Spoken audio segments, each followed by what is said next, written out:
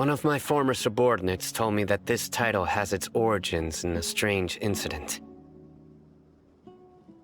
The Academia has long exiled mad scholars to Aru Village. A mysterious phenomenon exists here. When mad scholars first arrive, they are as incoherent and deranged as before. But after spending some time here, they invariably begin to calm down. Initially, the people of Aru Village greatly resented having to take in the mad scholars. But a strange incident one night changed that. Aru Village was struck by the strongest earthquake in living memory. Seeing buildings on the verge of collapse all around him, the then chief of the village was preparing to take everyone to safety. Suddenly, he noticed a mad scholar crouching in a corner, caressing the ground with his hands. A soft, green light radiated from him, like a divine glow against the backdrop of night. Despite the powerful tremors that ripped through the ground that night, all the houses remained upright, almost as if they had grown roots reaching deep into the ground. In the end, not a single building collapsed, and no one was hurt. After that, the people of Aru Village treated the mad scholars with greater kindness, and began to refer to them as the village keepers. The soft green light? A mad scholar protecting Aru Village? What do you make of it, Traveler? Paimon thinks so too. Actually, Sino, do you know if any of the mad scholars continued to wear their Akasha terminals at Aru Village? In theory, they would continue wearing them so the Academia could still monitor their activities. With that said, the main Akasha system would no longer have any interaction with them. Oh, no wonder! Everything makes sense then! Add in the fact that they calmed down, it was probably Nahida who calmed them. If you are able to draw a conclusion from this one story alone, then it appears you possess much more information than I do. So, what do you make of the story? Really? Lesser Lord Kusanali. What? You don't believe us? Lesser Lord Kusanali was definitely using the Akasha to give her power to the mad scholars! No, it's not so much that I don't believe you. I'm just struck by your reasoning. Lesser Lord Kusanali, the current Dendro Archon, is she really active in Sumeru? The Academia has always placed far greater importance on the late Greater Lord Rukkhadevata. They've more or less ignored Lesser Lord Kusanali, and I've never had any reason to doubt their views. In addition, I've never heard any stories about Lesser Lord Kusanali and her deeds. To me, she might as well have been a god that never existed. No way! Nahida definitely exists! She's a... how should Paimon put it? She's a good Archon who's kind and wise, even if she says weird stuff sometimes. I've spent many years interrogating criminals, so I can easily tell when someone is lying. Good! Then you should know that we're telling the truth! That look in your eyes. I've never seen that from a liar. You two really must have met Lesser Lord Kusanali. How can this be? To think, our Archon has been amongst us this entire time. Alright, now it's our turn to put our skills to good use for this investigation. But easier said than done, especially since we don't have any leads. Maybe we can start by knocking on some doors. Excuse me, are you here to help me find my grandpa? Huh? Who are you? By the sounds of it, a resident of this village. My name is Isak. You'll help me find my grandpa, right? Is your grandpa a mad scholar? Hey, don't say that. Grandpa is just Grandpa. Why do you have to call him that? It's not like he's a bad person or anything. The person you're referring to is not a local, yet you are. Why do you call him Grandpa? Grandpa is just Grandpa. He's my family. I heard everything you said to the village chief. Please, you gotta take me with you. I want to find my grandpa. I swear I'll help. I won't be a nuisance. Ah, so you're the one who was eavesdropping on us around the village chief's house. I was planning to go out and take care of whoever it was, but I had a vague feeling that they didn't harbor any ill intent. Whoa. Haven wasn't kidding about Matra having sharp senses. Sino, he's just a kid. All he wants is to find his grandpa. Let's find a way to help him. Sorry. I was only listening in because I wanted to know where Grandpa went. Honest. If you don't believe me, you can ask Miss Candace. All right. But first, let's confirm the facts with Candace.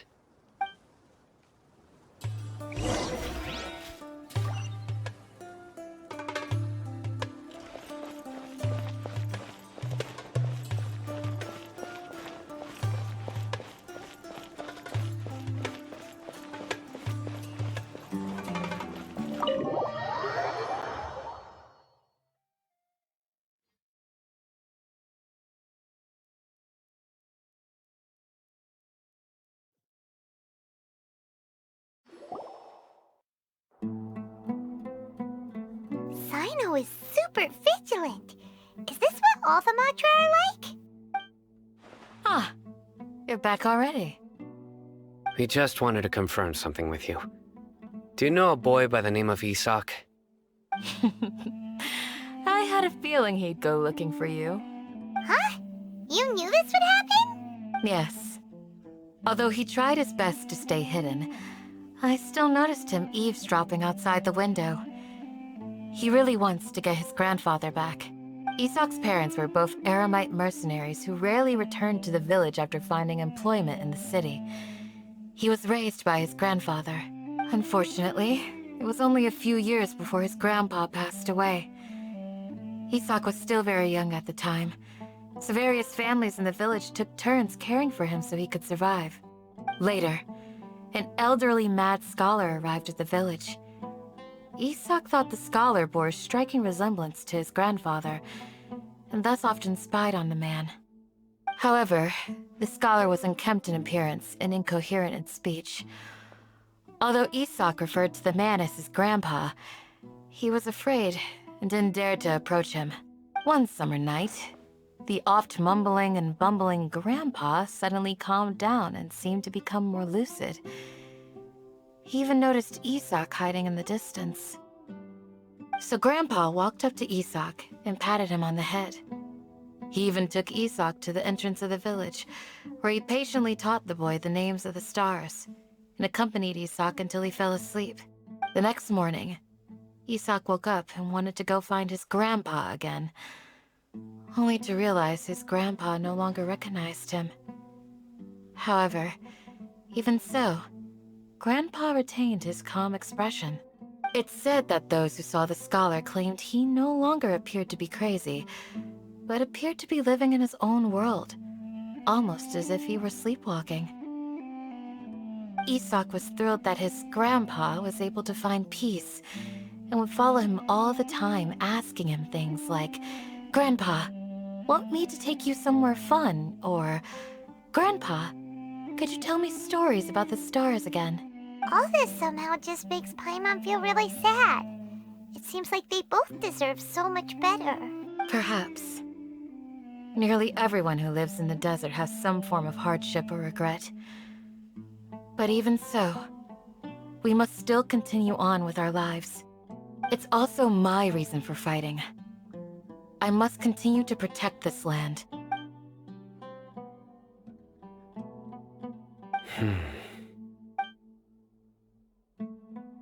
Maybe the people have always had a considerate god watching over them. Huh? What did you say, Sino? No, nothing. As long as Esau keeps his word and doesn't get in our way, we can take him along. Perhaps you are more compassionate than I gave you credit for. Please accept my thanks on Isak's behalf, Sino.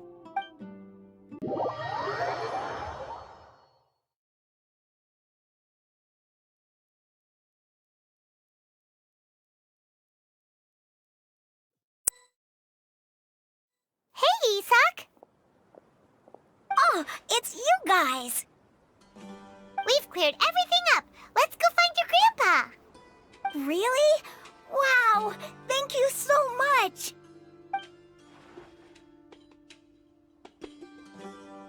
Yeah! All right. Let's ask the local residents some questions first.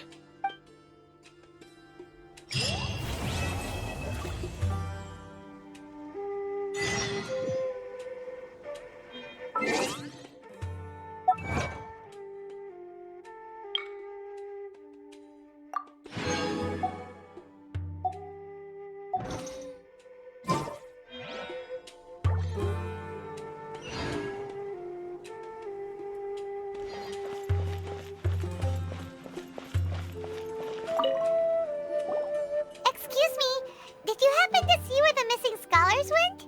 You mean the village keepers? Oh, let me think. When I was eating dinner the other day, I saw one of them by the side of the road, muttering away and eating mushrooms and tree roots. They shouldn't go around eating that kind of stuff. Okay. Did you notice anything else? Anything else? No, I think that's all I have to tell you. Sorry.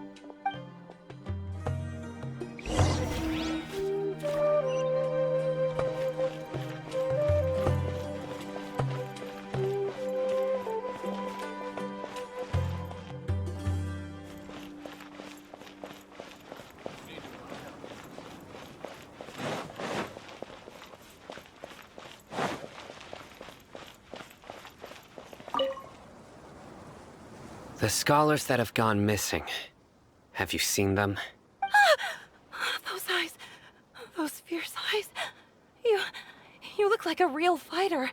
Don't change the subject. Right. You were asking about the mad scholars. I think it's been a few days since I last saw them. I usually go to bed pretty early, so I'm not too familiar with what goes on at night. But honestly, I feel quite sympathetic towards them. Even though they act a little strange, they've helped me in the past. If it weren't for them, my house would have collapsed long ago. Do you also think Grandpa and the others are good people? Grandpa? Oh, hello there. It's little Isak. You mean that nice man who looks like your grandpa's long-lost twin, right? He was actually the one who protected my house. I saw it with my own eyes. He happened to be staying near my house that day and was doing something with his hands on the ground. It still feels pretty surreal now that I think back on it. Did someone teach them how to do that? Well, whatever the case, I'll always be thankful to him and whoever taught him to look out for others. I'm pretty sure that if I ever went mad, I wouldn't be able to do anything like that. Gotcha! Thank you!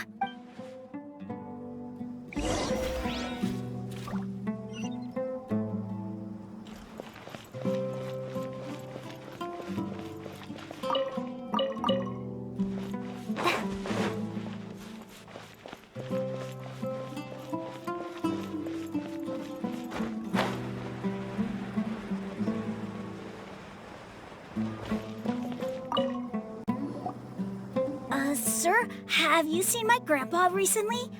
You know, the one who likes to sit and space out near the village entrance. Oh, well, if it isn't Isak.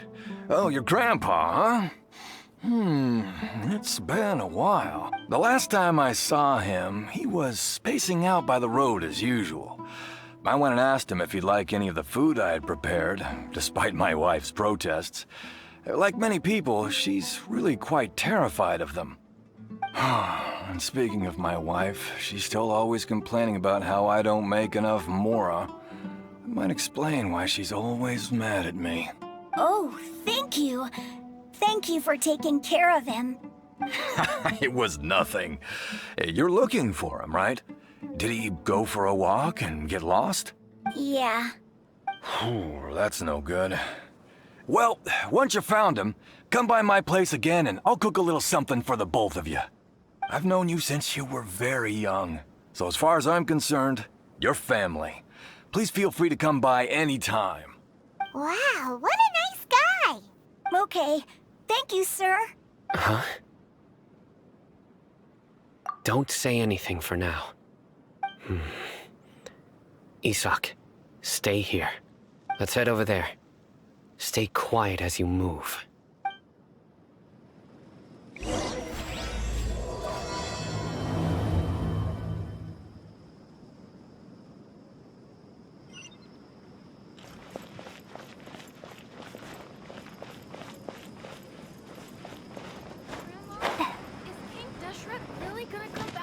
Of course not. It's all a bunch of nonsense. Listen, see if you can make out what they're saying. Have you heard? The mighty King Deshret, the sovereign of our faith, will soon return to this world. Yes, of course I have. King Deshret is the one and only true ruler of this land. I've never believed in any other gods. Still, you say he's coming back, but it sure doesn't feel like life's about to change around here anytime soon. What's your proof? Haven't you noticed? The village has been getting more deranged scholars than ever. Delavar was saying that many people also went insane just before the fall of King Deshret's civilization in ancient times. We don't quite know why, but it seems like there's some sort of connection between insanity and King Deshret. Isn't it a sign of King Deshret's power that all the mad scholars have disappeared? If you ask me, they must have been chosen as the final sacrifice for King Deshret's resurrection. Huh. Now that you say it, that does make some sense. Does this mean our lives are finally going to take a turn for the better? Exactly. Those city folks will get what's coming to them. Now, repeat everything you've just said from the very beginning. Huh? Who are you? Where did you come from? My patience is running thin. You heard what I asked.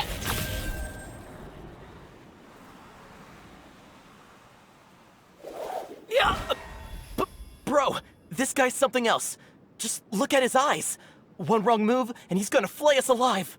Let's not get on his bad side, okay? I am no match for this guy. Oh, okay, good sir. What is it you would like to know? Tell me about King Deshret's resurrection. Well, I only know a few things from hearsay. I went for a drink the other day and heard others talking about a rumor that the madmen will disappear and that King Deshret will return to this land. I'm not making this up, I swear! Hey, go on. Keep talking. It's true. It's all true, sir. We desert folk have had more than enough of those people at the academia. They keep sending us all their mad scholars and won't let us have a good life. Would you want to live like this if you were in our place? The radicals were even more thrilled than me when they heard the news. We're all praying for King Deshret's speedy return. Delavar also said that once King Deshret returns to our side, it's only a matter of time before we conquer the land on the other side of the wall. They're all willing to serve under King Deshret and fight for a share of the glory. Is that so? Seems like he still wants to know more. Keep talking. Got it. At first, I told myself it was just the drink talking, but then all the mad scholars vanished without a trace, just as the rumors said. Please don't beat me up just for mentioning these rumors. If I'm guilty, then everyone else around here is also guilty. I'm just saying what the others said. The people here really like King Deshret, but dislike the Dendro Archon. Where is this radical person you talked about? I haven't run into him over the past few days, so he probably hasn't been around the village. What about you, man? Have you seen him at all? No, not at all. We wouldn't dare lie to you. He's really not here right now. Sounds like you're not too close with the radicals. No, of course not. All we know are their names. I have many ways to stop you from talking. And many others to stop you from sending warning messages. So you'd best just stay home and hope I don't hear of you trying to contact anybody. Don't do anything until I've gotten to the bottom of this. Try something foolish, and even Candace won't be able to protect you. Yes, got it. We'll do just as you say. That scared Paimon half to death. Sino is pretty terrifying. He didn't try to reassure us at all. It's like he's used to hearing that. Oh, Paimon bets lots of people have told him that before. I heard that. Sorry. It's part of being a Matra.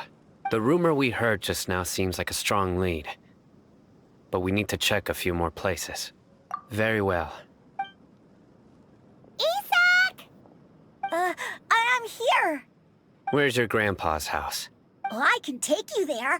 Just follow me.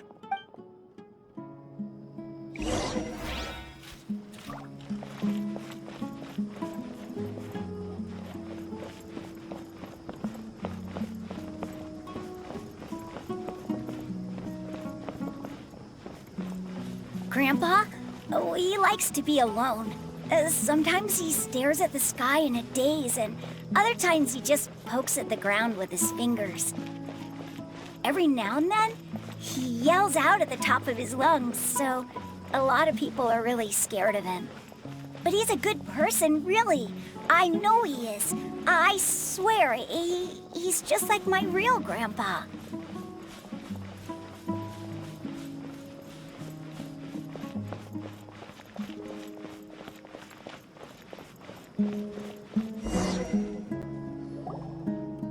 Well, this is where Grandpa usually stays. There sure isn't much here.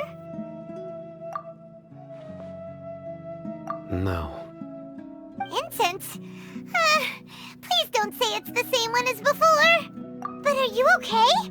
Are you getting dizzy or need to lie down? There's a scent that you can sense, but I can't. A certain traveler here once passed out from that smell. Thankfully, Tainari saved the day. And then he gave us a long lecture to explain all about how it worked. So, you know Tainari? Huh? You know him too? Are you two friends? Yes. Now that I concentrate, I can also make out the scent of incense.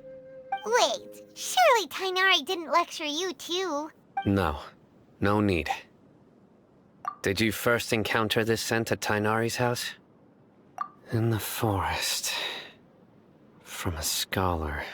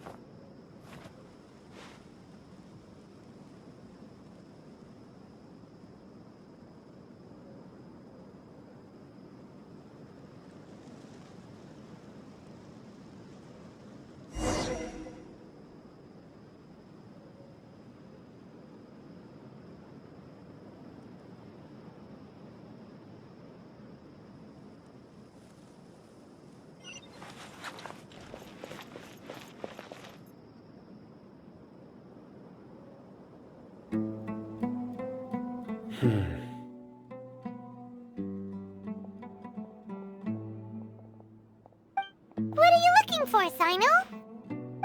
Here it is. Take a look right here. Paimon doesn't see anything.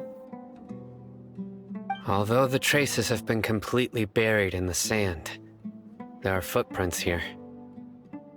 From the size and shape, they belong to an adult male. This pattern is a common one from this area. Local shoes. This was probably someone from the village. The scent is quite faint, but still extant. The footprints head in that direction. But who would come looking for Grandpa? He doesn't have any friends. We'd have to ask whoever lured him away with the incense. Huh? So you can lure someone away with just a scent? Hey, what's wrong with liking good food? Everyone's got something they love in life. Exactly. Most scholars are fond of incense, since the smell supposedly helps them clear their minds and discover new knowledge. Even deep within the clutches of madness, they still yearn for their knowledge-seeking days, and will follow the scent whenever it presents itself. No, Grandpa. So, someone's taking advantage of their weakness? Huh. Still, why would anyone want to abduct all the scholars? Are the rumors really true? Could the disappearance of all the mad scholars have something to do with the radicals? It's highly likely. Please, you have to save my Grandpa. Grandpa's never done anything wrong. Please help him. Sounds like we'd better help get him back. Don't you worry, Isak. We won't let whoever took him get away with it. Let's head to Aru Village and inform Candace and the others about what we learned here. After that, we'll set off to find the scholars.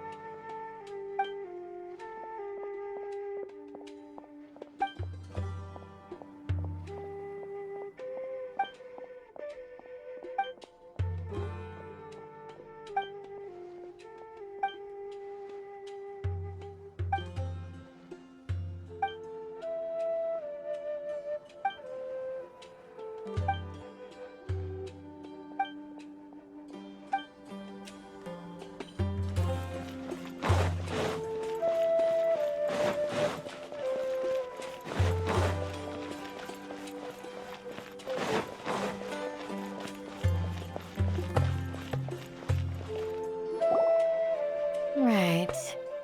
The darker fabric definitely looks a lot better.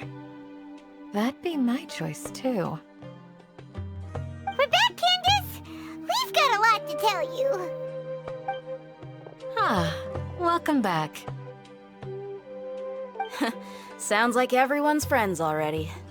Oh, Dia's here too! You bet. So, everything goes smoothly? Reasonably. Alhaitham didn't go with you? We haven't seen him at all. Huh. I saw him around the village entrance earlier and figured he was investigating with you. I guess he must have gone off on his own. Did you find out anything useful?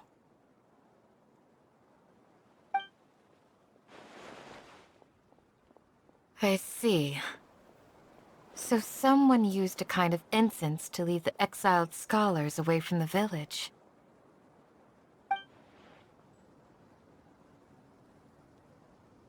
The resurrection of King Deshret? First I've heard of it.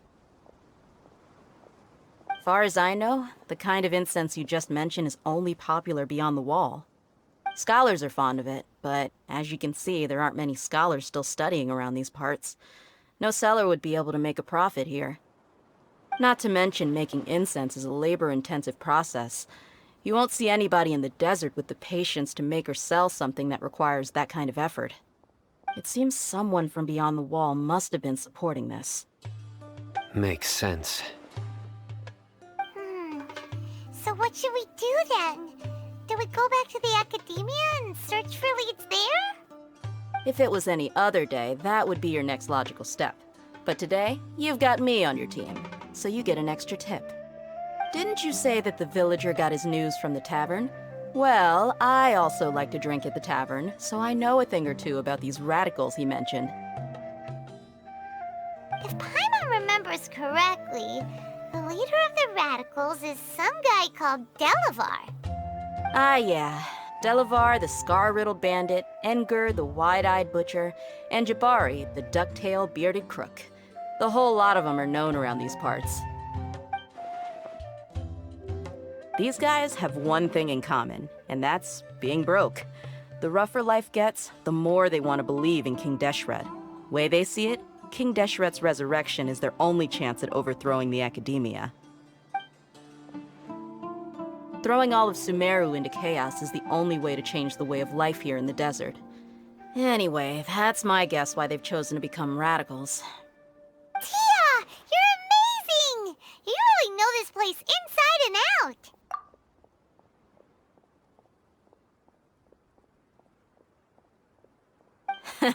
No merc can afford to slack off on gathering intelligence.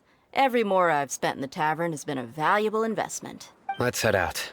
Now hold on, you're staying right here, Sino. Why? Aru Village is not a big place. Outsiders stand out here like a sore thumb. I'd bet word about you has already gotten out. The desert is unforgiving, so the way of life here is also a lot tougher than on the outside of the wall.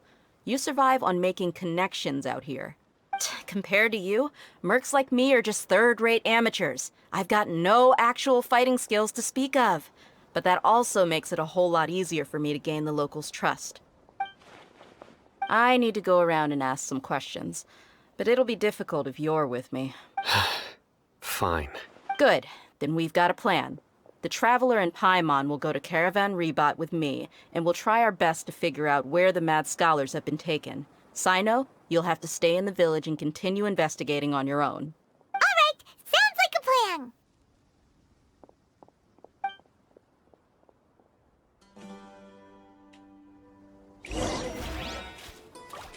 You need to watch out for any signs of earthquakes and sand.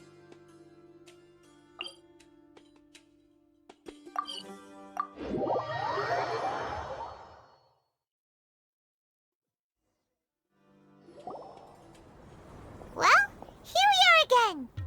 Sounds like you're starting to get familiar with the area. Paimon's amazed every time we see the wall of Samiel. How can a wall this tall even exist? It's almost unreal. I know what you mean. I had the same question every time I walked this way when I was a kid. Also, why is this high wall here? And can a wall really block sandstorms? It was only after I grew up that I realized the wall of Samiel isn't just there to keep out the sandstorms.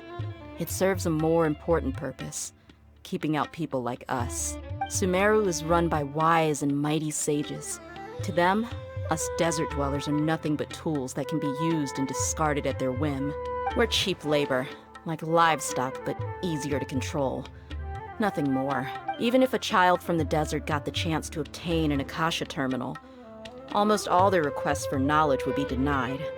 The academia believes we're underserving. Geniuses like Sataria are 1 in a million.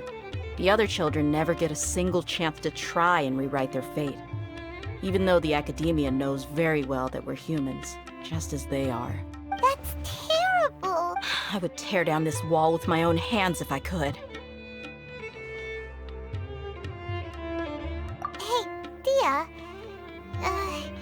You're not thinking about doing anything scary, are you? No, not at all. This place just gets me thinking, that's all. Besides, we're here to procure information, aren't we? Yep, we gotta catch those. Shh! Caravan Rebot is crawling with people, so be careful what you say. We don't want anyone to find out what we're here for. Our mission started the moment we arrived here. Let's go check out the tavern. Maybe we'll find someone I know.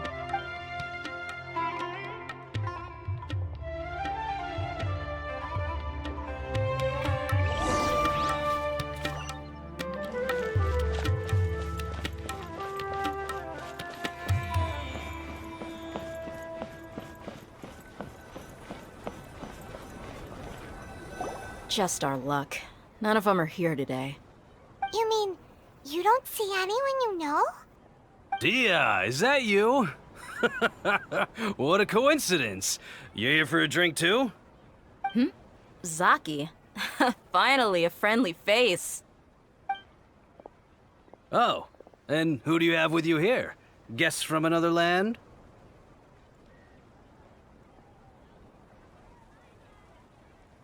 Hello, hello. I'm Zaki. Dia's, how would you put it? Drinking buddy? We've had drinks together a few times. You could say we go back a ways. Anyway, as far as my friends here, they aren't too shabby, are they? You rarely see any Outlanders so friendly and respectful nowadays. Absolutely. Much better than those people on the other side of the wall. So, Dia, are you looking for someone? Yeah. Have you seen Enger, Delavar, or Jabari recently? Of course I have. Matter of fact, we were all here drinking together just a few days ago. I've got a spice trading deal from another nation. I thought maybe Delavar and his friends might be interested. Know where I could find him? Ah, how thoughtful of you. Then I assume you also know that Delavar's been having a hard time making ends meet these days, so you came here to help him out? Hey, keep it down. Let's just say I prefer to keep this deal a secret. Y'all at Caravan Rebot are like family. If there's more to be made, why not do it together? Besides, Delavar and his friends have muscle. They'd be a good fit for escorting the goods. Yes, how considerate of you. Delavar's my friend too, so of course I can take you to him. Come with me.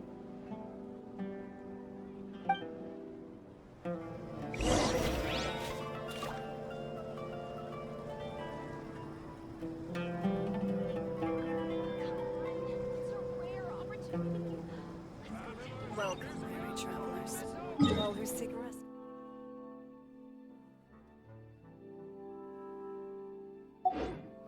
What? So he's not at the hotel today?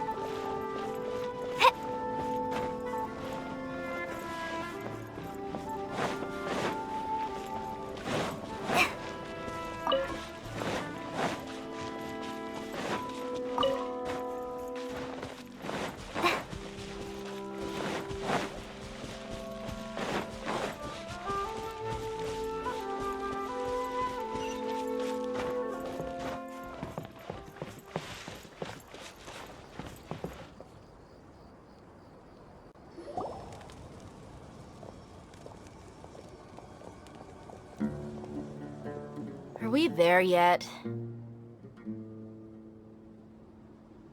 Yep, this is the place. This place is practically deserted. What are they doing in a place like this?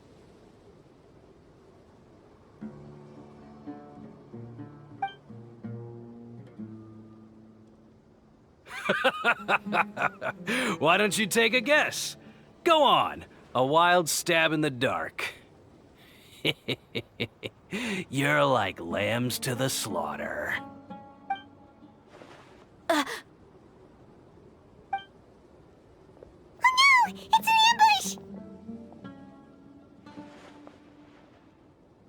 ambush! What's this all about, Zaki? Come on, Dia. You really think we didn't hear about what you said back in Aru village? The boys have kept a close eye on you from the moment you set foot there. Not only do I know that you're looking for Delavar, I also know that you've teamed up with people from the Academia to look for the missing scholars. So, you've been watching us from the very beginning? Uh-oh. Paimon knew leaving Sino behind was a mistake! And you left the strongest one in the village, didn't you? Who do you think you are? You really thought we'd fall for your little business deal nonsense? So you and Delavar have been partners all along. Dia, I guess it's only natural for a traveling mercenary like you to be out of the loop. Those of us who hang around the tavern have stronger bonds than you think. But you got one thing right. We're all looking forward to an uprising in Sumeru. There's nothing more we'd like to see than the desert folk overthrowing the Academia. If that's the case, then I'm sure Delavar wouldn't miss a second of it. I'll be honest with you. If it weren't for what you said in the village, your little monologue about the Wall of Samiel would have convinced me that you're one of us. Delavar. And Engar, you're here too, huh? Long time no see, Miss Mercenary. You should have known the traitors are what us followers of King Deshret despise the most. Dia, I thought that you, a fellow desert dweller, would understand why King Deshret is greater than the Dendro Archon. Little did I know, you don't deserve to join us. Yeah, gee, what a missed opportunity. Adopting radical views and kidnapping innocent scholars, all because of some baseless rumors. Anything else I'm missing out on? See? There you have it. Mercenaries are just a bunch of faithless scum with only one thing on their minds. Mora. Pathetic. You're all like a pack of street rats. You're not wrong. Mercenaries are driven by Mora, and my faith lies with whoever's paying me. As long as there's a profit to be made, anyone can become my friend. Enough talking! Get him!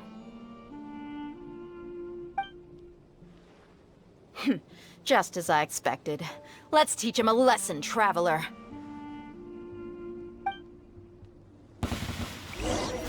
Follow your new punch.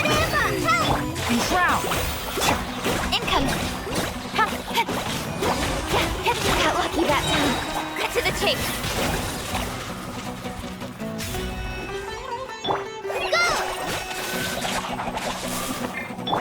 I hear everything! Don't blink! Hey!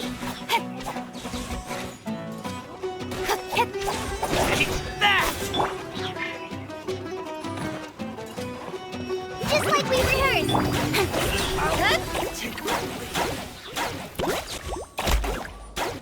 Impossible! Yeah, how could you? So, what do you think about your meticulous network now, Zaki? How did you say it? It's only natural for a traveling mercenary like me to be out of the loop. I'm guessing your informant told you that I'm just an incompetent merc with no real fighting skills, correct? I mean, that is what I said after all. And of course you would believe everything he reported. The only thing you know about me is that I'm a mercenary, but you've never seen me in action. Even though you heard we went to handle monsters together, you believed that Candace was the only one doing all the real fighting. That so-called Flame Mane is just a fraud. She admitted it herself. She just uses her connections to gain the trust of others. That's what you thought, right? Ugh.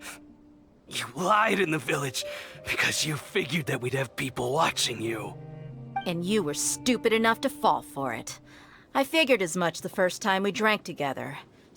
You all thought you were so smart. Pathetic. Okay, that should be all of them. Whoa! So you've been planning this since we were in Aru village? No task can be done without preparation. I just happened to notice a couple suspicious-looking people while you were out investigating. Oh, but instead of catching them right away, you let them report back! Those two who were snooping around were just a couple small fries. If we want to get the real catch, we have to be patient and give it some time. You mean the funny name she mentioned back in Uncle Ampu's house? The wide-eyed butcher, scar-riddled bandit, Paimon can't remember them all. That's just a bunch of drunk talk. Edgar and Delavar like to talk themselves up when they're drinking. Edgar, the wide-eyed butcher, and Delavar, the scar-riddled bandit, are the nicknames they came up with for themselves. Alcohol has a way of making people share what they really think. So Edgar and Delavar are always rambling in the tavern about how King Deshret is a superior deity. What about Zaki? He's just a numbskull who fell right into our trap. Zaki was probably the best hidden of them all. My initial plan was to find Delavar first, and then try to track him down. That's what you wanted to ask when we were at Uncle Anpu's house, right? Jabari is one of the villagers you talked to. You know, the one who wanted to treat Isak and his grandpa to some food. Wait, so he's a radical too? No, he isn't. I just needed to tack on a random villager name to make the eavesdropper think that I was making some wild guesses based on my impressions. Wow, what a genius idea! Well, that's an expert mercenary for ya. Ah, you're too kind. It was straight from the usual playbook, if I'm honest. So, that thing you were saying before, is it really true? Hmm? About what? About how mercenaries only care about Mora, and that anyone's a friend as long as there's a profit. Does that bother you? What makes you so sure? Dia, do you dislike the Dendro Archon like the other desert folk? You two are pretty sharp. No, I don't have anything against the Dendro Archon. I've heard a lot of nice things about the Lesser Lord from Dunyarzad. I can understand her devotion and gratitude.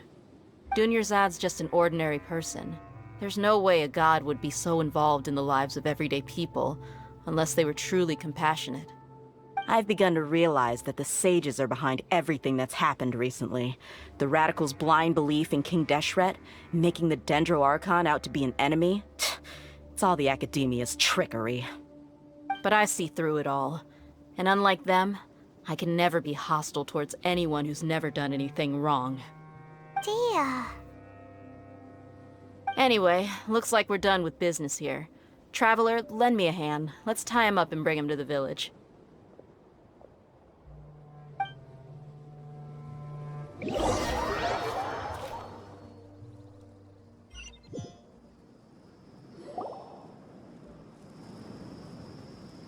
This should be all of them. I'll let you take it from here. All right. I'll be in touch. Until then, please stand by. Candace, do you need any help? Candace will be okay on her own. I trust her, so you can too. She's been guarding Aru village for quite some time now. If anyone is qualified to question the offenders, it's her. While I'm questioning them, why don't you pass some time by exploring the area? I'll meet you back here tomorrow morning, Traveler.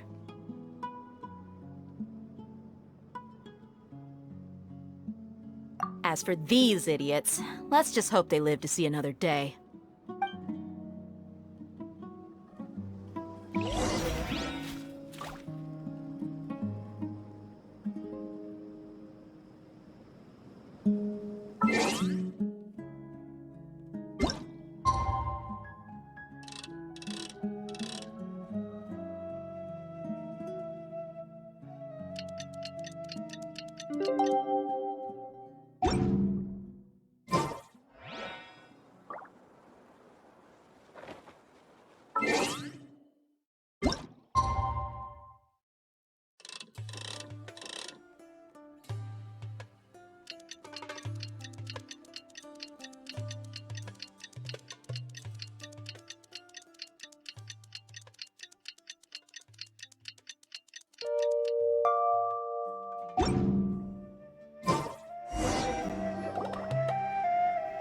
Hey, Dia!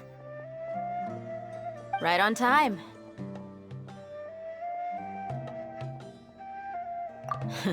We'll know any moment now. Paimon's been wondering. You seem to know Candace pretty well. Have you been friends for a long time? We've known each other for some time now. She's a pretty interesting person. Even though she's an extremely strong warrior, she never misuses her powers against others. Oh, Paimon knows what you mean. Like a lot of martial artists say, never take the fight outside the ring. Yep, I guess you can put it that way. It takes strong convictions to be as dedicated as she is, and shoulder that kind of responsibility. Us mercs, on the other hand, we pretty much live from one day to the next. Well, Paimon thinks you're great too. Really? Thanks for that. Oh, Sino's here, and he's pretty early too. Yes. I was here yesterday to help out a little. To help out? By doing what? Sharing some interrogation techniques. Oh, you mean you taught Candace some more persuasive methods? Right. Come on in, everyone. Come on, let's go inside.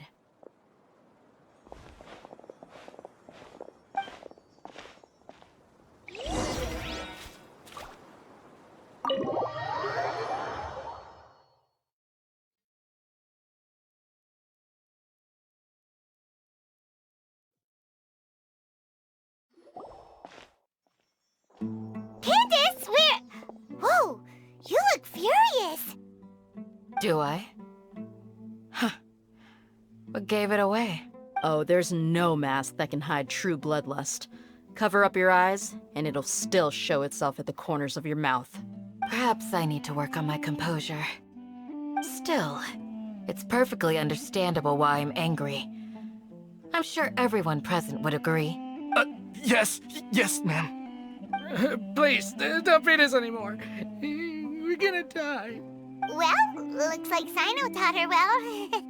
You fear death yourselves, yet you do not hesitate to place the lives of others at risk. The absurdity is mind-boggling. The ones you call mad scholars are known to us as the Village Keepers. They are vital members of our community, and some even count them as family. You come here, to my village, and you treat my people as nothing more than stepping stones towards your goal. Tell me, what would you do to you in my position? Mercy! Please have mercy! You've made your bed. We may all be desert dwellers, but there's one thing that I understand better than you. The resurrection of King Deshret will only result in war. And war serves no one. The people of Aru Village care little about which god is in power. Life may be tough and tiring, but we wish to preserve our way of life. A war would only cause us to lose all that we have. And that is not a responsibility that you can afford to shoulder. We understand. We're sorry. I'll tell you everything I know. Please, just let us go. I'm listening. You might not believe this, but it wasn't us who came up with this idea. Someone was spreading rumors in the tavern. That's how we ended up hearing about King Deshret's resurrection. Some mystery man told us that mad scholars will make the perfect sacrifice to usher in King Deshret's resurrection. They give their lives, and we can get anything we wish for. They're called Village Keepers. Slip up again, and you'll regret it. Yes, sorry. It was all that mystery man's doing. He told us to spread the word about King Deshret's resurrection, and talked us into helping him. In return, he said he'll help facilitate the resurrection process. I'm not sure. That's one. Huh? One what? Strike. You get a total of 3. Then, you die by my hand. Wait, I'm telling the truth. We don't know anything. It was all him. 2. He got us to lure them out of their houses in the night with some kind of incense. We take them to a junction outside the village. Then the mystery guy takes them from there. You gotta believe me, please. I'm telling the truth, I swear. Just ask them if you don't believe me. That was indeed the truth. Traveler, go on.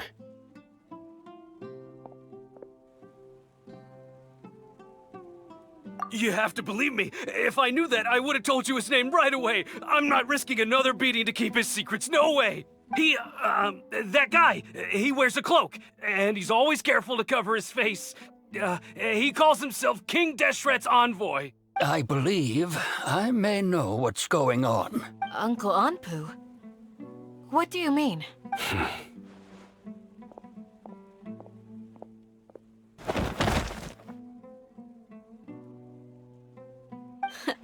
Smooth. Okay, speak. If my suspicions are correct, this mystery man they speak of could be from the Academia. Some time ago, people from the Academia attempted to take the village keepers away. I refused, insisting that they are part of our community. It strikes me now that this secretive character shares the same goal they had. Which means it's highly likely that the Academia was purposely spreading a false rumor to trick the radicals into delivering the village keepers right into their hands. They were the ones who brought them here to begin with. Now they're trying to take them back? We aren't gonna let that happen. Not the Academia again. Just as I thought. But what could they want with the village keepers? People are nothing but tools in the eyes of the Academia. A change in their plans likely means they found another way to exploit the scholars. Regardless, our top priority now is locating the village keepers. You're right. Isak is still waiting for news on his grandpa. Time to go. Let's leave the village and try to track them down. Yes. Pack up and get ready to leave. You got it. Candace, I'll let you deal with the radicals. Leave everything outside the village to us. All right. Let's meet back here once everyone's ready.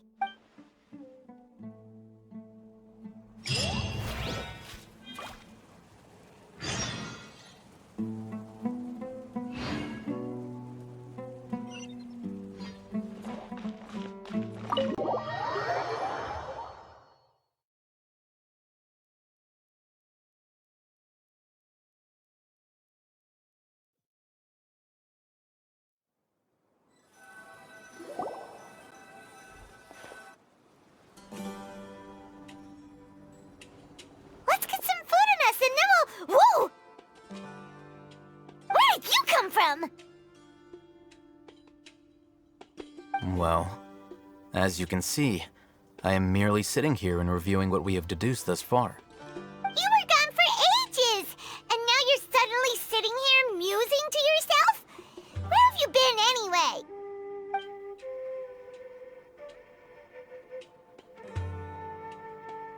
Hey, what's with the silence?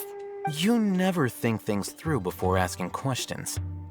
I'm giving you some time to make up for that. Paimon's so mad! Paimon's gonna give you an ugly nickname!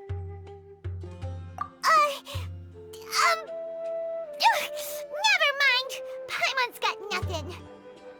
There's just nothing super obvious to pick with this guy. It makes it so hard. Well, you've heard nothing to suggest I left this whole time.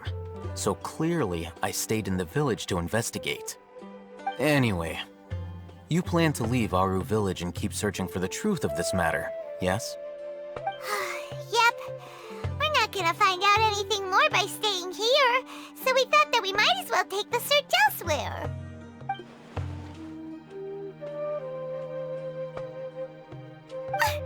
Enough with the silent treatment! No. I'm just surprised that you decided to team up with him. All Hatham. You haven't helped us out at all ever since we arrived at Aru village. Bold of you to question our choices. Yeah, you're all talk! While you were investigating, I had my own work to do, which I've now finished. Really? Paimon doesn't believe you. To be honest, we aren't really a team, so I have no obligation to inform you of my whereabouts. Not to mention that going separate ways allowed me to find some important information that you all had missed. Huh? Right here in the village? Correct. What did you learn? I'm going to take you to someone. But before that, you need to understand where she's coming from. What does that mean? How do you think the residents of Aru Village feel about what we're doing? In other words, do you truly believe every single word the villagers tell us? You mean some of them lied to us? Hiding the truth does not necessarily equate to lying. Again, these people have their reasons. Remember what Gandis said? Most people in Aru Village don't necessarily care which deity is in charge of Sumeru. That's because whether King Deshret or the Dendro Archon has power is of little significance to them. By contrast, the perils of their daily lives are ever-present concerns. They won't simply share everything they know with you without good reason. That's why you believed there was no further information to be found in this village. Glad you're following along. Among those you have talked to, there's someone who was consciously keeping you out of the loop. In fact, she's been observing your every move since you arrived. The reason being, to someone who only wants to live their life in peace, any external factors introduce unpredictability into the equation. Those eyes. Those fierce eyes. You look like a real fighter. Don't change the subject. It's quite obvious that she's intimidated by Sino's authority and strength. Right. You were asking about the Mad Scholars. She corrected herself mid-sentence because she's aware that there are King Deshret fanatics in the village. If she sounds too friendly towards the village keepers, she could easily make herself the radicals' next target. I think it's been a few days since I last saw them. I usually go to bed pretty early, so I'm not too familiar with what goes on at night. Remember? She made a point of denying her involvement in anything that occurs at night. But honestly, I feel quite sympathetic towards them. Even though they act a little strange, they've helped me in the past. If it weren't for them, my house would have collapsed long ago. After speaking to the village chief, it became clear that the village keepers had protected Aru Village at night. In other words, the young miss was very much awake during that time. Then why would she lie? By getting involved with an outsider, she risks drawing unwanted attention to herself. As for why she might be so wary about all this, maybe you should ask her. I'll pass on this one. You said that she is afraid of me. If so, it's best if I stay out of this. We're on it!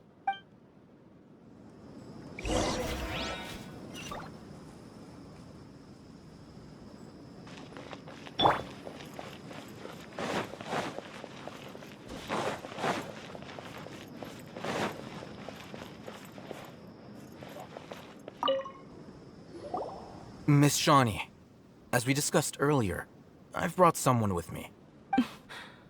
Mr. Alhaitham, I'm aware of where you stand, but how can I make sure that your friends think the same as you? Huh? What do you mean? We need to clarify our stance or something? Go ahead and talk to her. You'll get the answers you want. Go on. Earn her trust. Is it really that simple?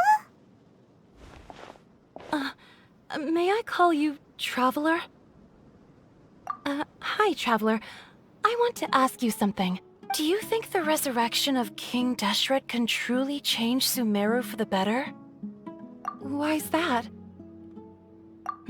That's very similar to what Miss Candace says. I know you two are friends. That's why I'm willing to talk to you, even though I do have some reservations. Before, I wouldn't even have the courage to ask something like this. Traveler, do you believe our lives will get better?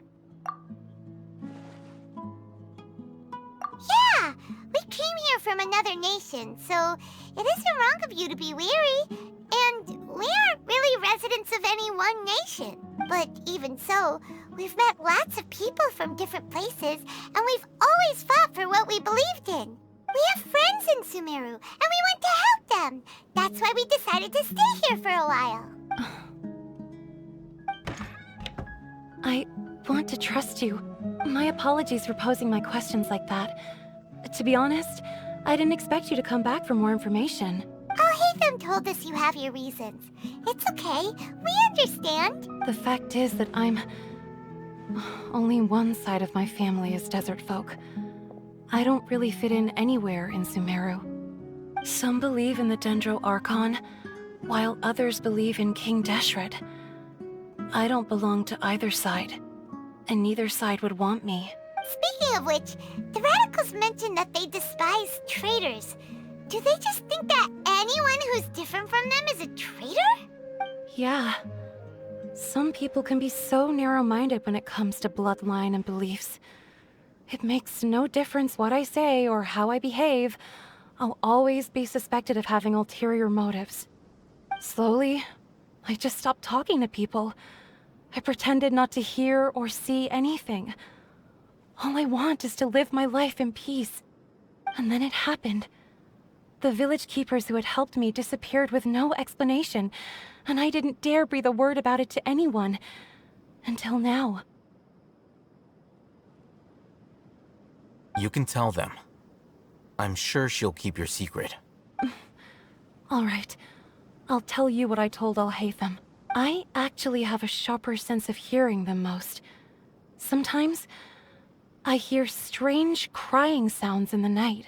There are ghosts? Perhaps. I'm not sure. It's faint, but it's definitely the sound of crying. It comes from far away in the distance, and always carries very raw emotion. It used to be louder and more frequent, but ever since you arrived in the village, it doesn't seem to happen as often, and when it does, it's much quieter. I have to focus really hard to make it out. I confirmed this with the guards on night duty. They also have someone with a good ear, and he's heard similar sounds at night. But, because we're in the middle of a desert, he would rather believe that they are the cries of beasts than ghosts. There's really nothing around these parts, except for an old hospital not far from the village. I think they used to use it for treating Elazar, but it's been abandoned for years. Yeah, let's go!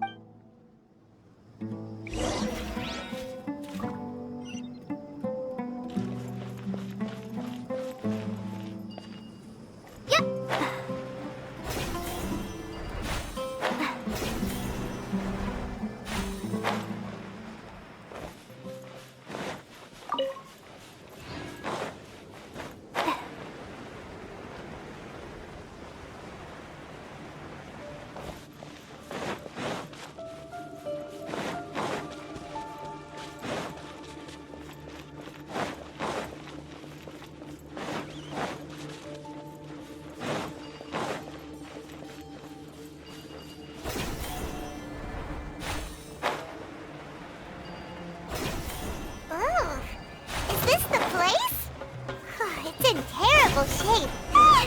Monsters! Watch out! Speed of light! Hey!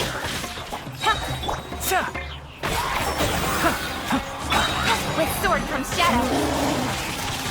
Incoming!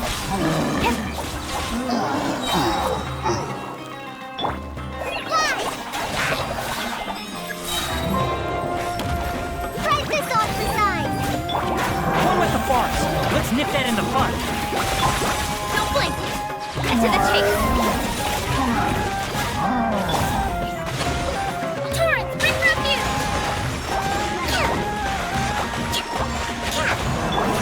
I hear everything!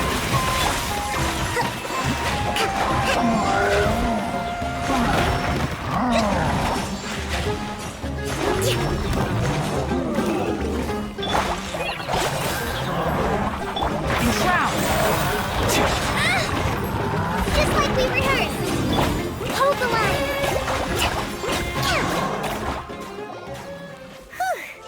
They were easier to deal with than Paimon had expected. Super strong bandits?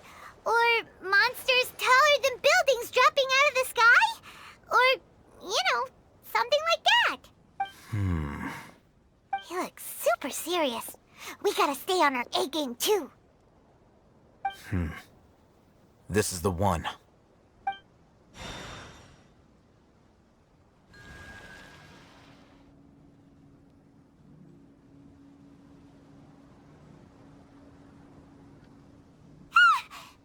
Let's go in and take a look.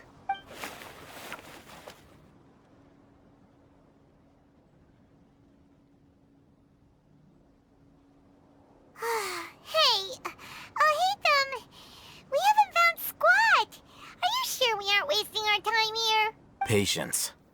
Shawnee says she only hears the crying at night. We have time to burn. Until then, I'm taking a break. And just like that, he sits down. Wait, he even brought a book to read? What are you reading? Let Paimon see! Okay, sure. Huh?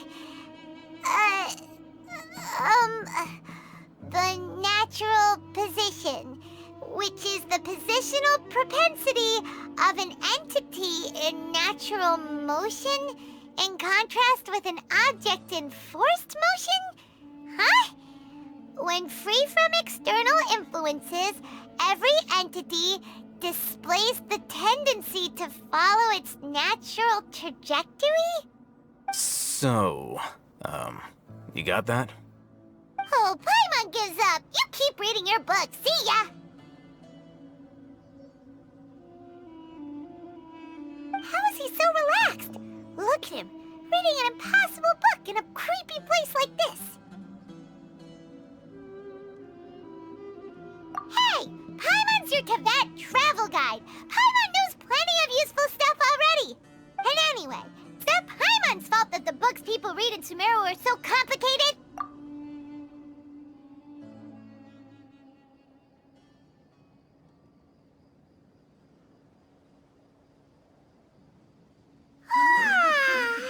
Paimon's getting so sleepy.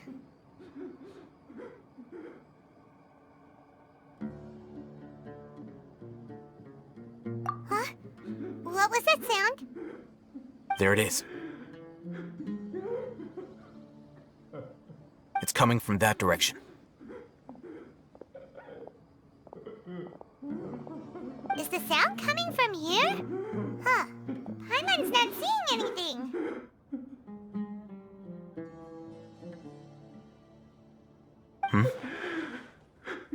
It's from below. But there's no way we can get down there. Something is off about the interior here.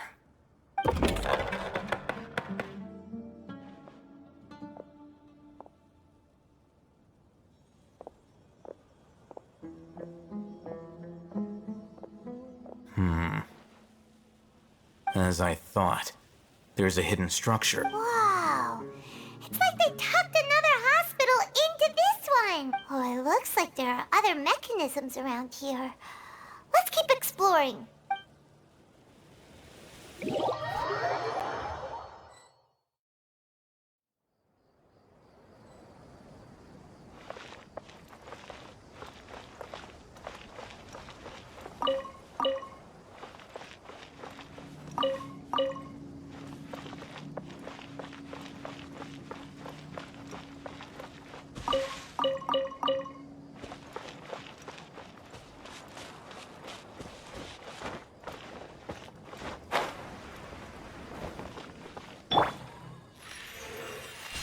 Ha!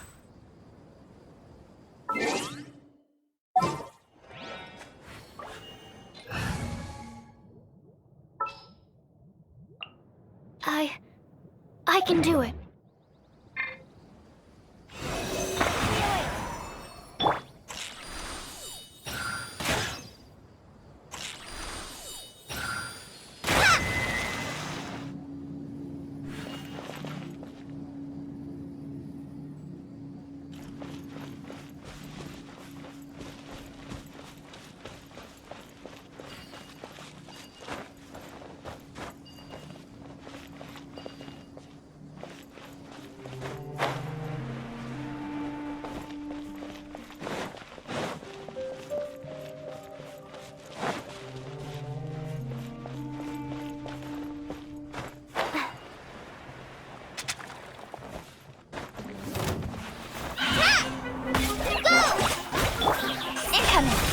With sword comes shadow.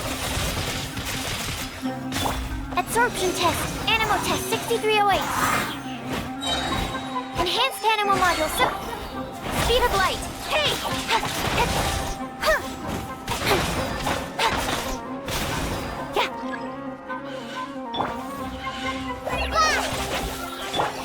Don't blink. Cut to the chase.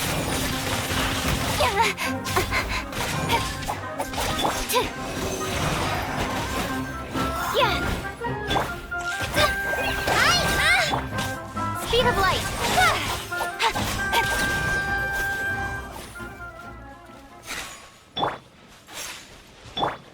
Rest and rebuild.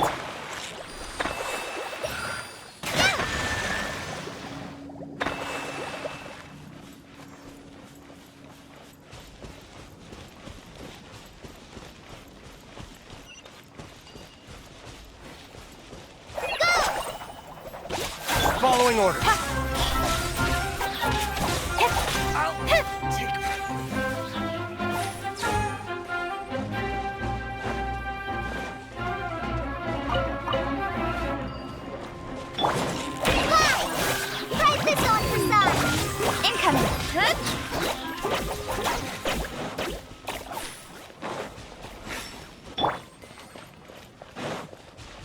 Happy to oblige. Nowhere to hide.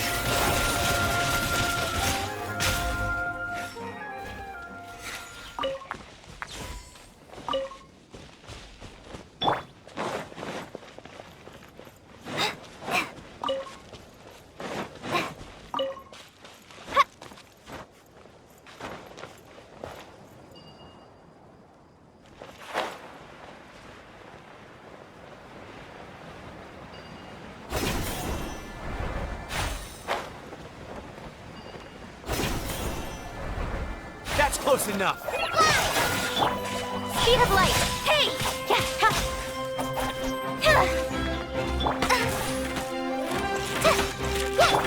Don't blink.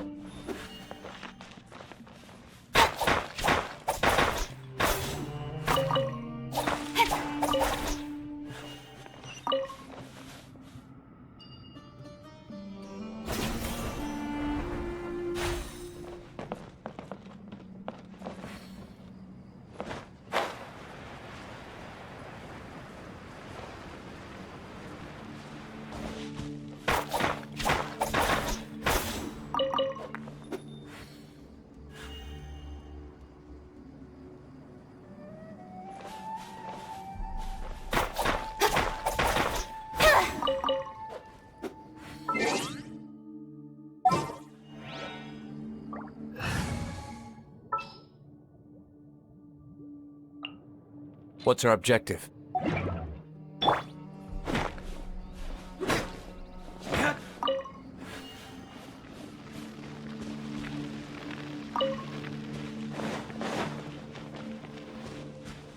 Ha!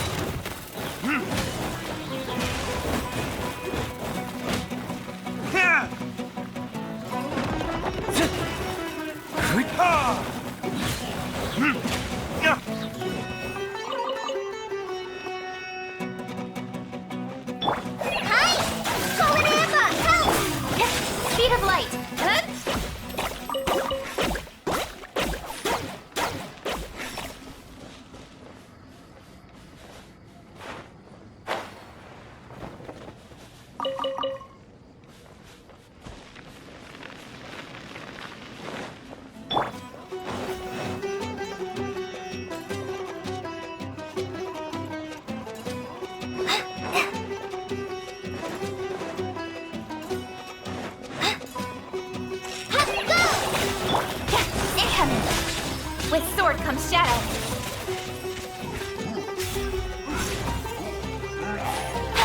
Speed of light. Verdictus?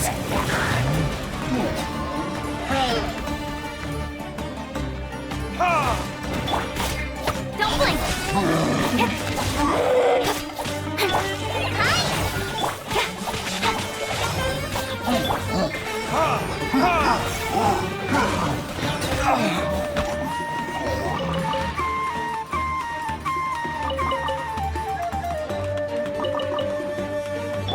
Hold the line.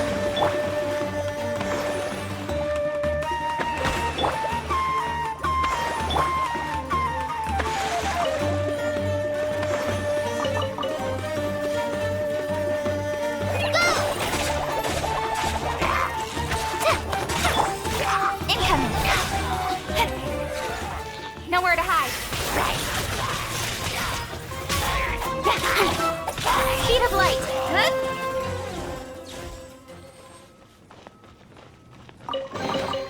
Not bad, as far as treasure is concerned.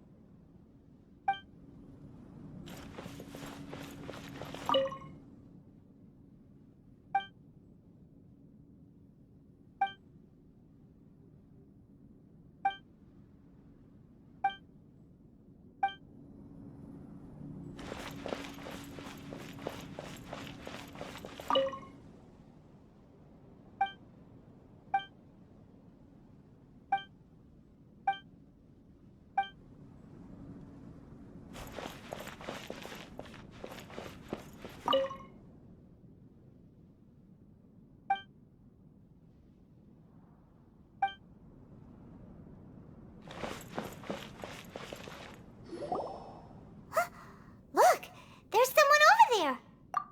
Good idea. Let's approach him slowly without alarming him.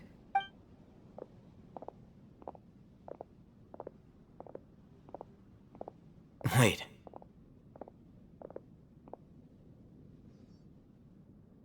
You're... He can't speak, and his eyes are unfocused. But he looks too young to be anyone's grandfather. Also, why is he the only one here? Didn't expect to see him here. You know him? He's Razak, a senior of mine at the Academia. He's a scholar too? Is he the kind that holes up in a forest and mumbles stuff about training? No. And that's the problem. Razak was never involved in any of those things. He never trained in the forest, let alone reach Satyavada life. Leaving that question aside for the moment, him being here alone means that we might be too late. Looks like they've already taken everyone away. For whatever reason, they left Razak here. Perhaps they simply didn't have time to come back for him. There are drag marks on the ground. They're clearer by the doorway. Someone was forcefully drawing a cart that was loaded with something heavy. Loaded with people? That is one possibility. It looks like they were in a hurry, as if they were afraid of being caught. In their haste, they failed to notice Razak hiding in a corner.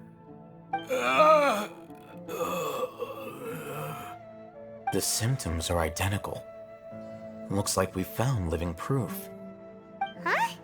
Why do you say that? Allow me to jog your memory. Recall your time at Port Ormos. Don't you think his symptoms look familiar?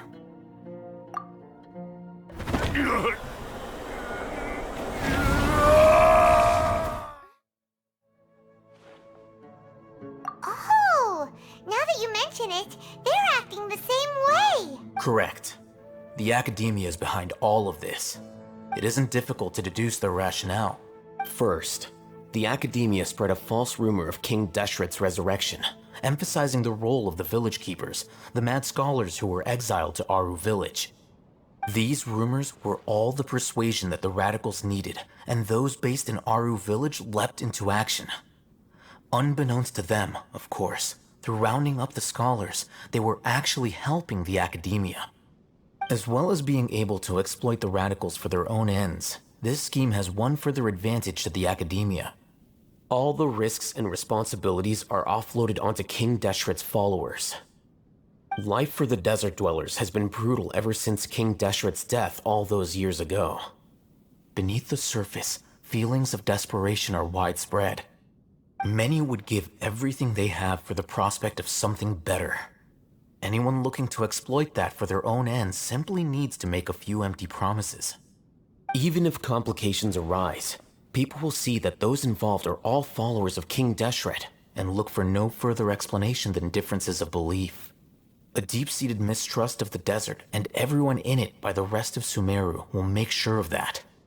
The notion of an Academia plot wouldn't even cross their minds. It may seem like a simple strategy, but it is able to work wonders under Sumeru's current circumstances. Oh, that makes a lot of sense. It's in line with the village chief's theory, too. But there's still one very important question. Wasn't it the academia that brought the scholars to Aru Village in the first place? Why does it want them back now? Throughout this process, one thing has changed. The scholars' identity. First, they were scholars. Then, they became lunatics. After that, they were exiles. And finally, they become missing persons. An exile is still patently a living, breathing human being. But when someone becomes a missing person, that is brought into question. If you can't find someone, you have no way of knowing what exactly happened to them. That makes missing people an ideal resource. Resource? For what exactly? One possibility is that the information in their brains could be extracted into knowledge capsules. Extracted? You mean canned knowledge comes from people's brains? With the technology of the Sumeru Academia, it's entirely possible. Perhaps the process caused them great suffering, which is why they cry out in the dead of night when no one is watching them. So, the human brain... Nope, nah, Paimon doesn't want to think... I'm the Academia scribe, after all. I'm familiar with their projects.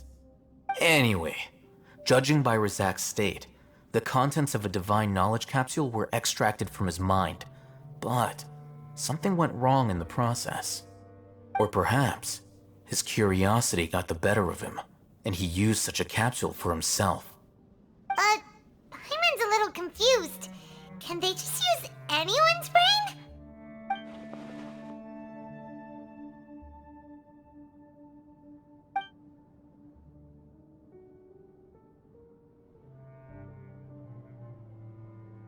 The look on your face tells me you've realized the answer.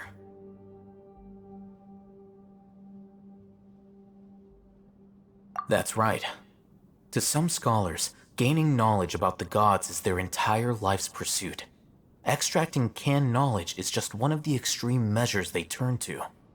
However, I can't help but wonder, what do they seek to gain from divine knowledge? The Academia is going out of their way to look for forbidden knowledge, but what is their ultimate goal? I've spent quite some time trying to analyze the contents of the divine knowledge capsule, but to no avail. It seems like my way of thinking is too different from theirs. You mean you're not even slightly interested in getting your hands on this forbidden stuff? All scholars seek to expand the horizons of knowledge, but I'm not particularly interested in gods, so I don't share their degree of zealotry. Extracting information from people as if they were lifeless objects? If this is the direction of academic progress, then the Academia may as well shut its doors. Sounds like you're really against all this. Of course. The Academia's actions run contrary to their rules. Whether it be academics or knowledge, everything has its boundaries. If those lines are crossed, the rules and order that govern everything in the world will be destroyed. This matter needs to be corrected, just like fixing a typo in a book. Wait, didn't you step in to help because you felt sympathy for those poor people?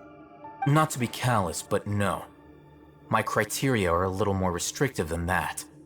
There is no shortage of suffering in Sumeru, and the same can be said for the rest of Teyvat as well. What do you plan to do about that? Save every last person? Probably not. Paimon's not sure. You can say that. Simply put, I don't blindly place my faith into strength or heroism. I do what I want. The divine knowledge capsule is something I want to investigate in full. That doesn't mean I'm willing to take action for the sake of a few strangers.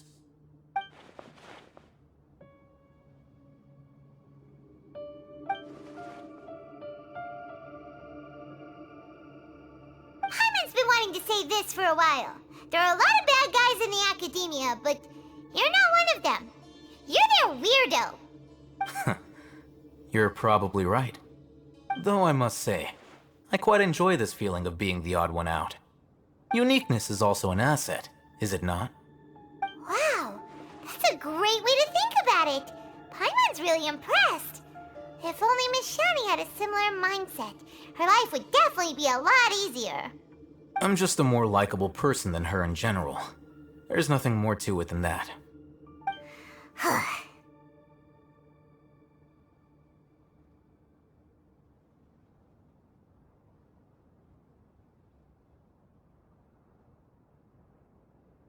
He won't last long if we leave him here. Let's take him with us. We'll work out our next step after we return to Aru Village.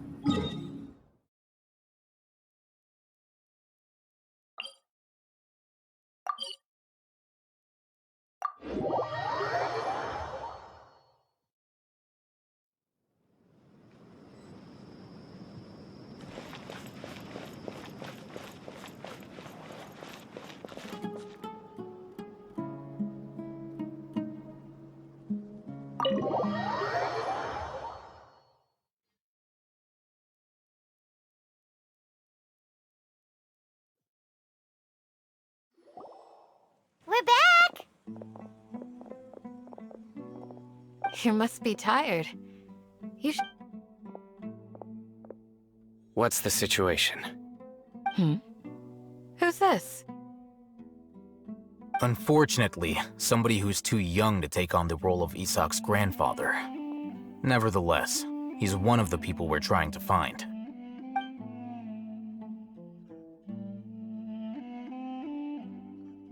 So, at one point in time, the abandoned Elazar... Yep, pretty much! Their plan must have been implemented at some point before we arrived at Aru Village, since Divine Cant and knowledge has been in circulation for a while now. Yet, they fled once we were headed to the village, almost as if they knew we were on their trail. Why is that? Yeah, why is that? We may have a mole in our midst. One of us could be secretly revealing our whereabouts to the Academia. Huh? Are our friendships that shallow? Looks like none of you have realized wherein lies the issue. Sino, you're the reason why they can predict our movements. Wait, what's that supposed to mean? Choose your next words very carefully. It is simply a logical inference. I have my reasons. So what you're saying is... Sino's the mole. Interesting. And here I thought you were the most suspicious one, Alhaitham, since you were always acting alone. I know. You have a point. But I realized something as we were returning from the hospital. Sino isn't like any of us. What are you trying to say? Do you still remember who you are, General Mahamatra? As a Matra, you are no doubt privy to certain kinds of information. Before you can take action against someone, you are required to have all the facts available, including the less than savory details. Simply put, the Academia has traditionally allowed you access to a wealth of sensitive information. Knowing their modus operandi, wouldn't you expect them to take precautions against you? If you want to raise a vicious wolf, you need to make sure that you can avoid its bite. The Academia is monitoring me? It's not that simple. The Academia has eyes all over Sumeru, but they have a special protocol for dealing with you. Every so often comes on Yagarbaha Day. On this day, the Academia enters new information into the Akasha through knowledge capsules. I remember seeing the thick notebook next to the control panel once. Its contents were all about the General Mahamatra, his activities throughout the day, preferred methods of enacting judgment, everything. You're saying that the Academia entered my information into the Akasha too? But what's the point in doing that? My actions aren't important enough to be added into the Akasha. The Akasha is capable of computation.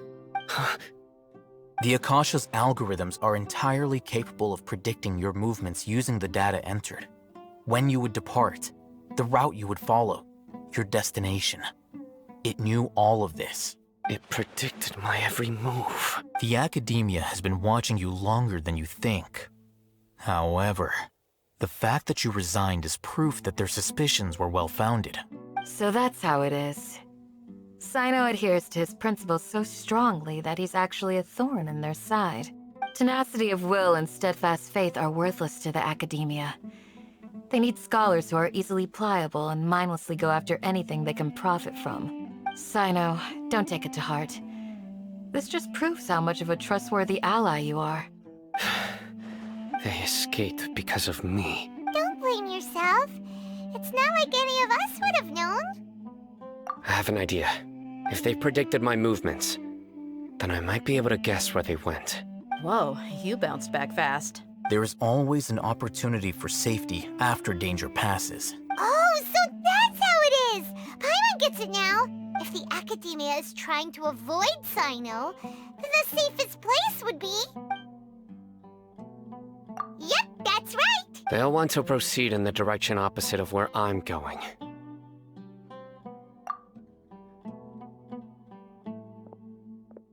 I must go. There's also something I want to investigate. Let's go, guys! After him! Please, wait! I want to go too! You want to go too? If so, you have to promise you'll stay safe. I want to find Grandpa. I promise I'll be careful and not cause any trouble. Everyone, I leave him in your hands. Yay! Let's go! Remember to pack some food with you! Paimon feels like we're missing someone, though.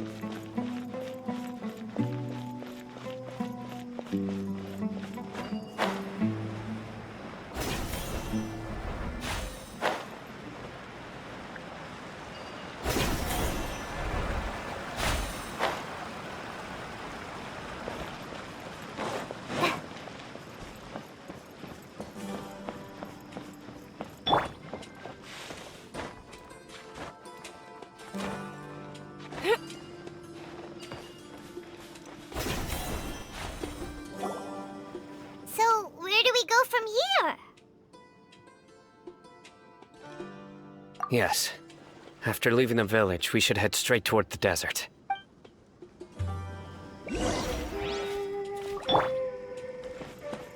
I know the desert like the back of my hand. Is that because you play here a lot? Yep. What?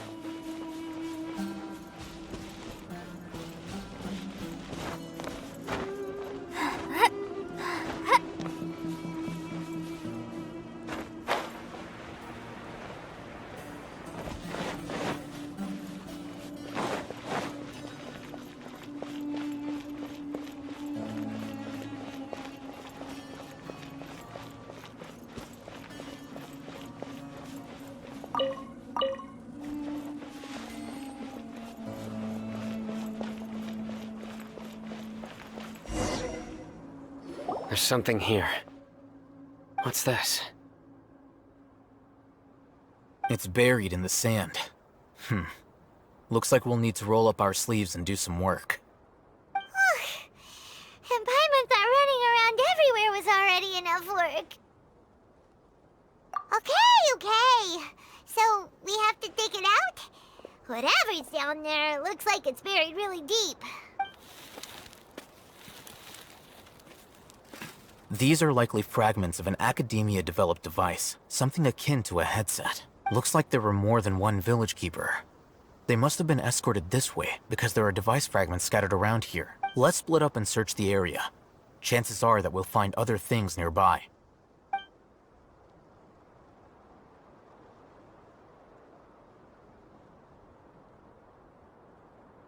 Is this what we're searching for? It looks kinda scary. This is definitely a device used to extract divine knowledge. How did it end up buried in the sand? That can't have been part of the plan. They must have been attacked along the way. Wait, what? Grandpa, I hope you're okay. Don't worry, your grandpa's gonna be fine. Razak didn't display any signs of starvation or dehydration, which means that they left fairly recently. We should be able to catch up. One more thing. Given that the device had been entirely covered by sand, I believe the attack must have happened prior to the sandstorm. Let's keep going. They can't have gone far.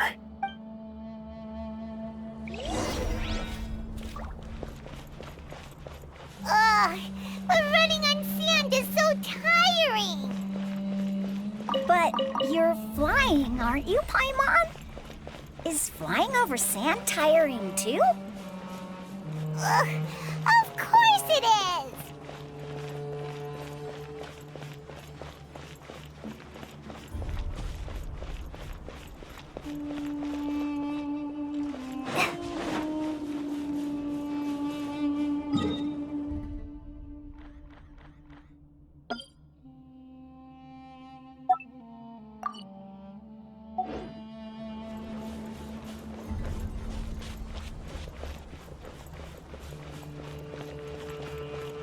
Voices, over there. It sounds like an argument.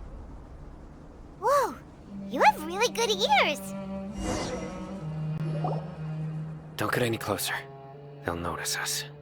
Dia's talking with the Eremites? Very interesting. Let's listen in. If you had informed me sooner, there'd be plenty of room for us to... You're one of us. We would never lie. Scholars. You don't know as much as I do. I knew it. That's our Dia. Dia? Why would you... Dia! Hey, what are you doing? Huh? Didn't you say you'd help me find Grandpa? Why are you on their side? Well, look who's here. Ain't that something? This complicates things. You've betrayed Aru village? So, this is the great General Mahamatra. Dear, you'd be better off as my assistant than hanging around with this motley crew. Seen for yourself, I have the means and methods, and my ideals are far more admirable than theirs. I'm not the type that's easily swayed, Raman. You of all people should know that. Wait, what's going on, Dia? Whose side are you on here? Shut it, Paimon. It doesn't matter. Whichever side you pick, nothing can deter us from the grand mission of resurrecting King Deshret. Once our Lord of Old returns to this land, we will have a new beginning. Face the facts, Raman. It's not gonna happen. You should understand that more than anyone. Have all your years as a merc taught you nothing about placing hopes in a ruler? I'm a desert dweller and a proud follower of King Deshret. Whether I live by the edge of the sword or in peaceful comfort, my soul will always carry this conviction. It's not too late yet. The village mad scholars aren't gonna bring King Deshret back to life. You don't understand, my dear lady. Pursuing our faith is our purpose in life. Even if the chance of success is 1 in a million, we must be willing to give everything we have. Even if it'll expose you to the academia? Even if they end up disbanding the Eremites? Your Eremites, which you've worked so hard for all these years? Yes. We've waited a long time for this day to come. The sun and the moon no longer shine here. All you see now is cracks in this desiccated land. But fate has finally dealt me a hand to play against the Academia. With these scholars in our custody, we'll stomp the Academia's forces and fight our way beyond the wall of Samiel. Ridiculous. Think about it. The Academia controls the entirety of Sumeru. Your powers are negligible in comparison. If you still don't believe me, then try asking these 2 men. They're also against the Academia, but neither of them are as arrogant as you are. They look more like pawns of the Academia to me. Why would I listen to anything the people of Greater Lord Rukkhadevada have to say? Filthy traitors. Your god abandoned all honor and betrayed King Deshret. We desert dwellers will never trust the likes of you. It's impossible to communicate with someone so hostile. Perhaps we should. Do you really believe that by kidnapping the scholars, you'll be able to negotiate with the Academia? These people have no value as bargaining chips, but I could be persuaded to take their place as your next hostage. These scholars were exiled from the Academia. I, on the other hand, am their current scribe, and will be a much greater asset to you. Wait, you can't be serious. So, you want to trade places with the hostages, do you? Precisely. Any wise person would gladly accept my offer. What are you thinking? What if they decide to kill you instead? Well, that would be bad luck for me. However, I'd get the chance to observe the scholars. Perhaps even find out the truth. Think you can talk me over with that confident look of yours? I'm not trying to persuade you. I'm using this as a means of joining forces against the Academia. You are the scribe. What do you have against the Academia? Not all desert dwellers believe in King Deshret, and the same applies to the Academia. Why must all knowledge seekers approve of the Academia's way of doing things? You Academia scum. Every last one of you is nothing but a hypocrite, just like everyone else on the other side of that wall. I've made myself clear enough. I won't listen to another word from the Dendro Archon's people. Not so fast. I'll hate them. Do you stand by everything you just said? I never make empty promises. You know you're making a dangerous decision, right? I do. Good. Raman, hear me out. These people are my friends. Maybe you can't take the followers of the Dendro Archon at their word, but what about me? Do you trust me? We've known each other for years. Of course I do. In that case, I'm willing to vouch for their honesty with my right arm. Come on, Raman, don't be a coward. If you're serious about taking on the Academia, you need to steel yourself. You can't be afraid. An arm from the Flame Mane. You've piqued my interest. But what if you refuse to oblige? What should I do then? No one's a fool here, Dia. We're mercs. And mercs don't tend to live long unless they have their wits about them. You're not wrong, but this is different. I promised my friends that we'd bring back the village keepers together. Let's do it right here, then. Give me your right arm as proof of your resolve. Don't listen to him! He's not even trying to negotiate! He just wants to make things more difficult! That's fine. Are you crazy? We came here to save lives. One arm for that many people is still a pretty good deal, if you ask me. Raman, I'm holding up my end of the deal here. You'd better not let me down. Sure. Go ahead and cut off her right arm.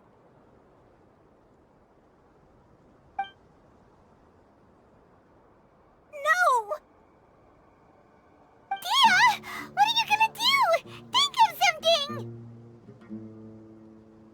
You don't have to go this far.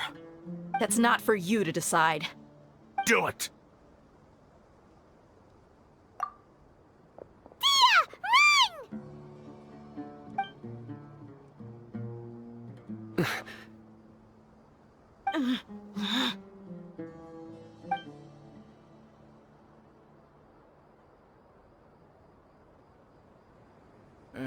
Stop!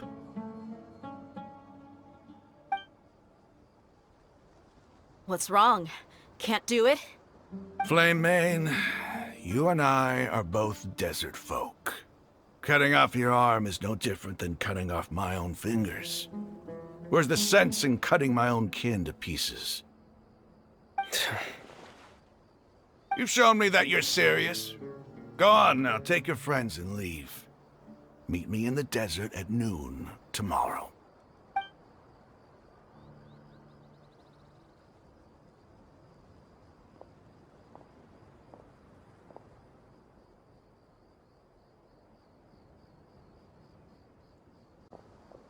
Phew. I was really counting on him not going through with it. Dia! That was crazy! Have you all lost your minds? What if he'd actually cut your arm off? Then I just have to hold my claymore with my left arm. Okay, I'm sorry. But sometimes when you're out on a limb, you gotta double down to seal the deal, you know? Don't ever make a promise like that again. I can deal with the likes of them. If it came down to it, you would not lose to them either. I don't doubt it, Sino. But this is about more than me and them. There's a lot more where they came from. Even if we got rid of one bunch of radicals, there are others out there. Wiping them out would do more harm than good. As you wish. I'm sorry, Dia. I should have stayed put and listened. I should have trusted you. It's okay. I promised you I'd help find your grandpa, so I'll do whatever it takes. Whatever it takes? You just might be scholar material. Huh? Are you serious? The Eremites once said that I was a lunatic. Perhaps a little madness is essential to be successful in research. Why does it feel like he's using his praise for me as an excuse to brag about himself? Okay, let's get moving. We should head back to the village and rest up. Today was just a trial run. Noon tomorrow is gonna be the hard part.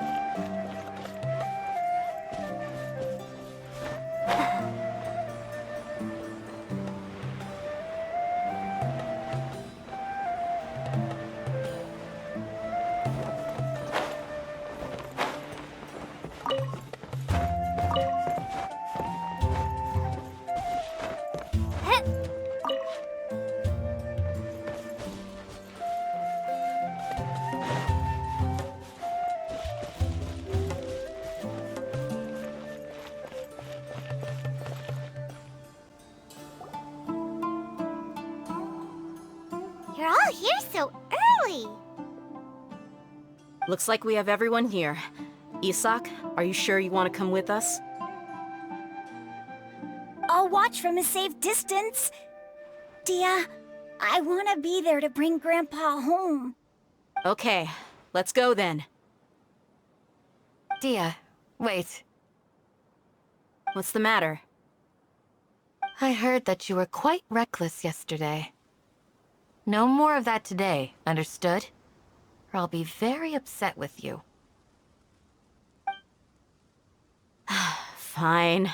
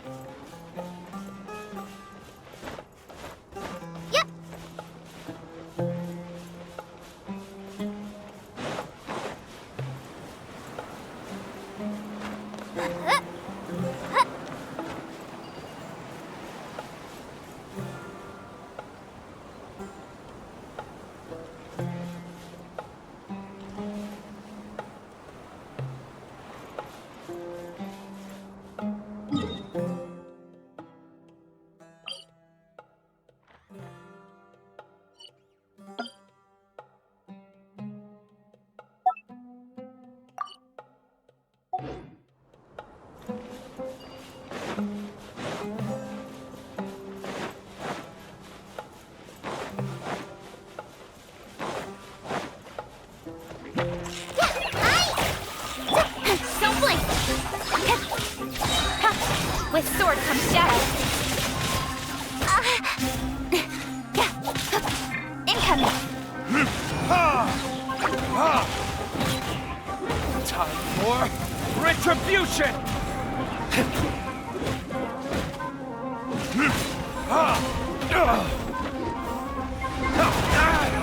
You can't run! Well, neither can I.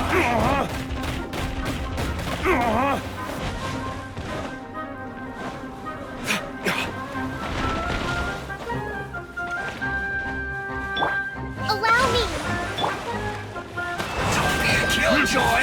We've only just begun!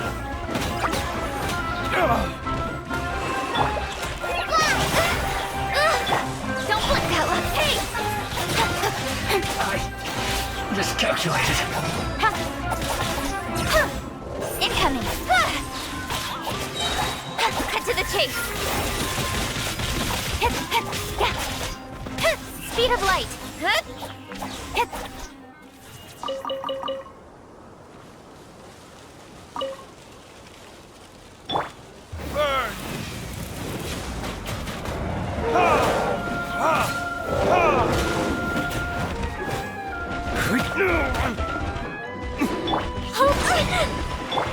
Don't blink!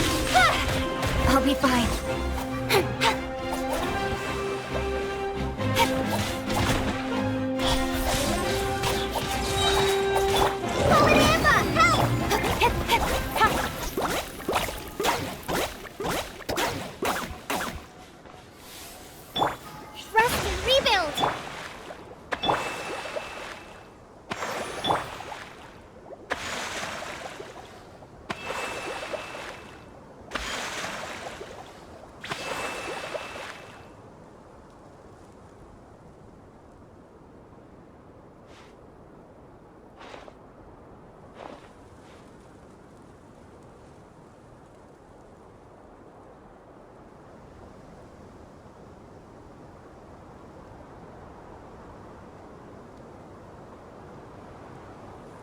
Guess we can rest a bit.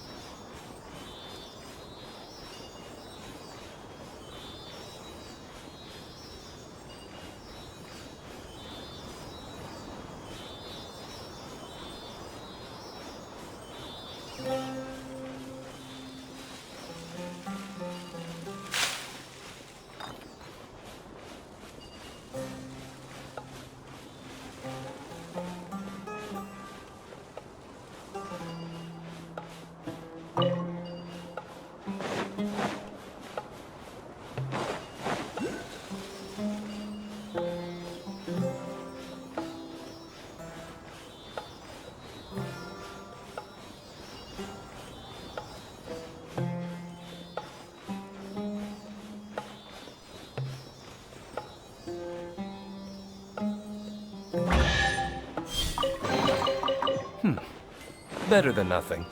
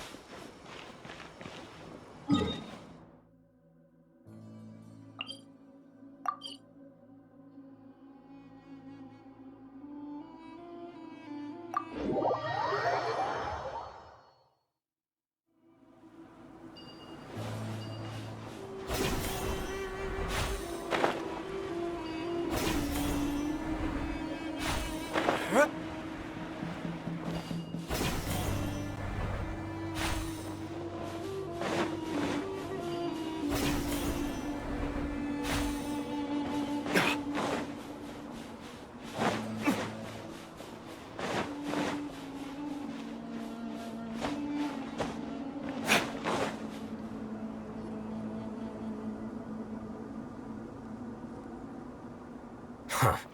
They got here before us. Uh-oh. Is it because Paimon overslept by 5 minutes and held everyone up? Is everything ready? Absolutely. Although, you brought fewer people than I imagined. Bring him over.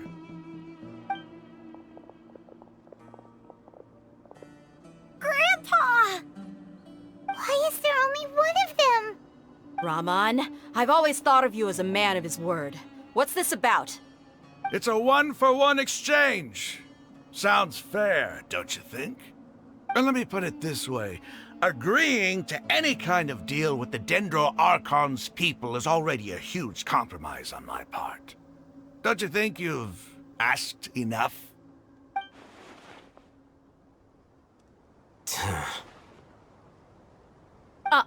You stay right there!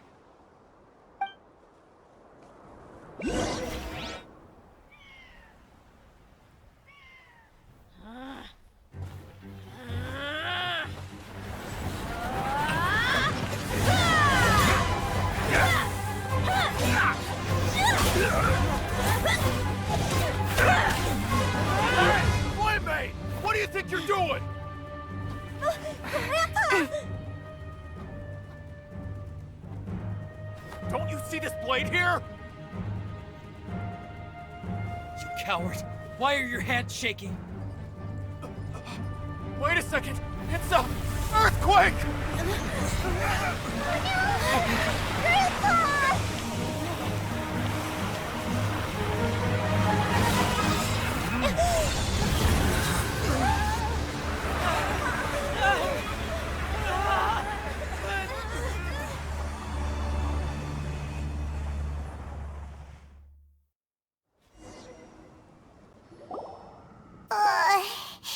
Paimon's dizzy.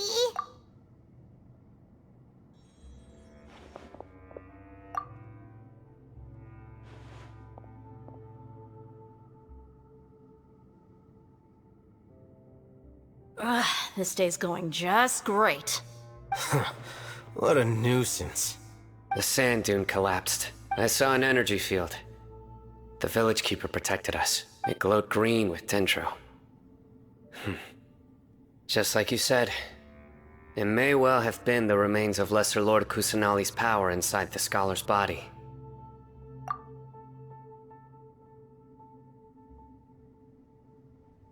The Dendro Archon. The present one. Grandpa? Grandpa? Oh no, he's getting confused again. Hey, look around you. There used to be a temple here? It seems that when the sand dune collapsed, it exposed these underground structures. The symbols on the gate belong to King Deshret's civilization. This structure must be ancient. Over time, the sandstorms completely buried it and left it in the state we see now. It could have been an underground palace in the distant past. Oh, a miracle. Praise King Deshret! What's he doing here? And his men too? They must have fallen down here with us. Pretty lucky if you ask me. Most of them seem in really bad shape. Except for him. He got off lightly. Mind your head. No, this isn't the time for conflict. Our exalted lord has shown us the way to his sacred palace. He's not actually gonna go in there, is he? As it happens, I want to take a look inside too. What are you doing? Don't you think it's curious? One minute, Lesser Lord Kusanali's power protects us from harm, and the next, remnants of King Deshret's civilization appear. Two major deities are vying to showcase their power to us. It would be a shame not to witness them both. Paimon thought you weren't interested in gods. Indeed. In my view, gods are just a higher form of living being. Or creature, you could say. New discoveries are always worth investigating. Whether they have anything to do with gods is neither here nor there. Raman, what are you gonna do about your men? I'll just let them lay here. King Deshret will take care of his people. Right now, I'm going inside.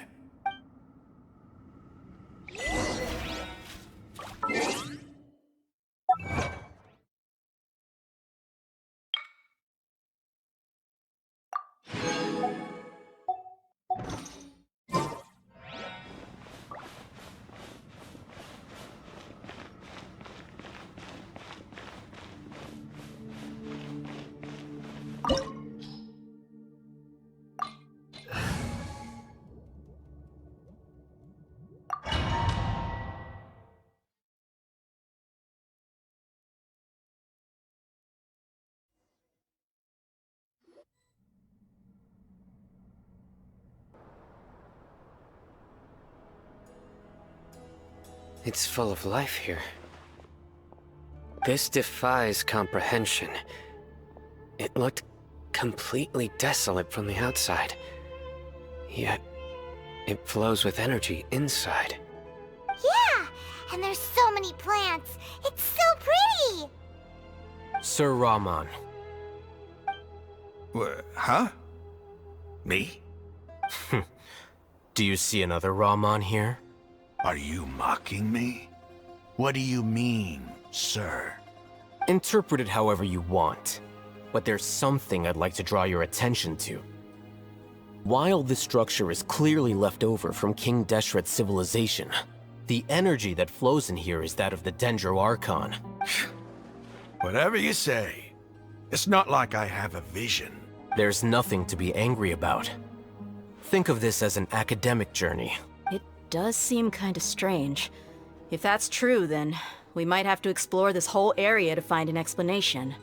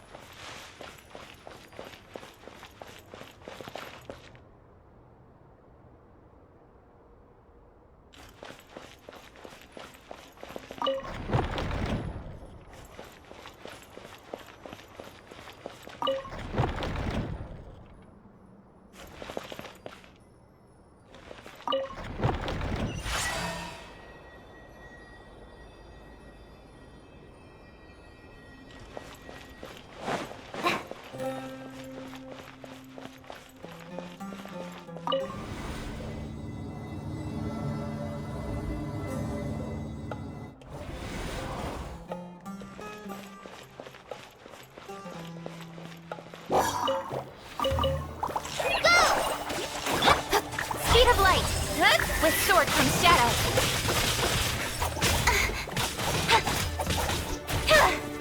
Incoming!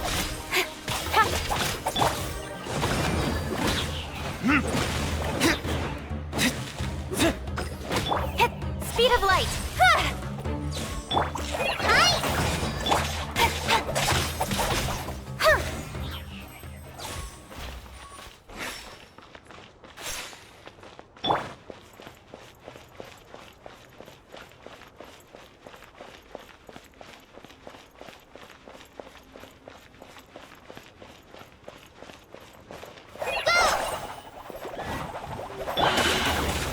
Kids?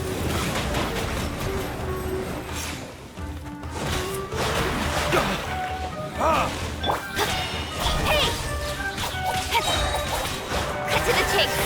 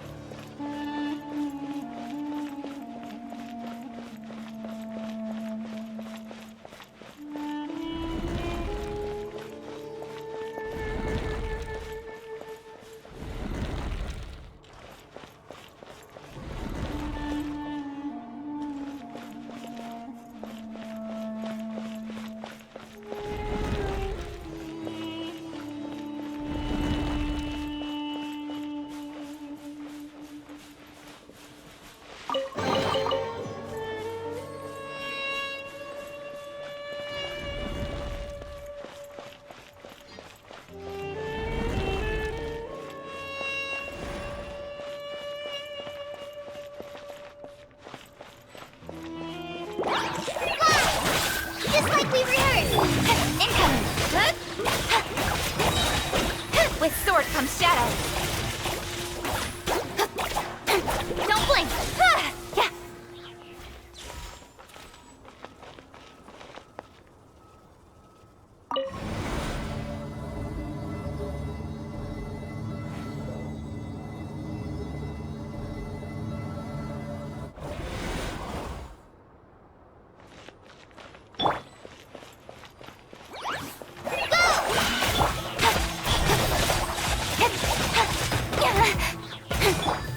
Time for retribution!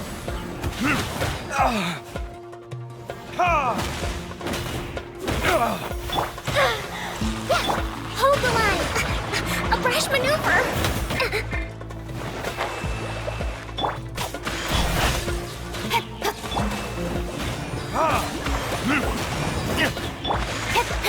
Cut to the chase.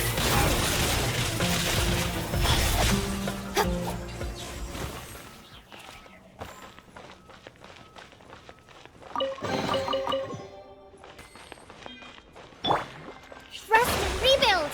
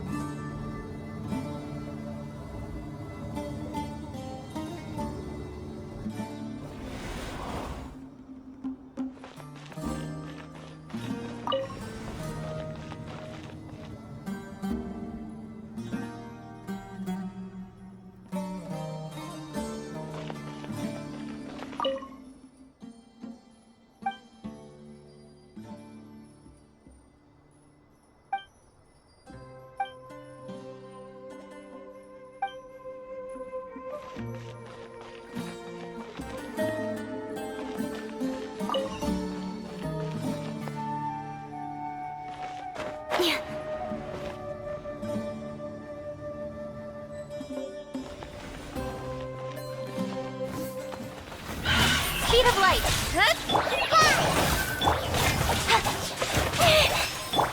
Forward Emma, help! Got lucky that time.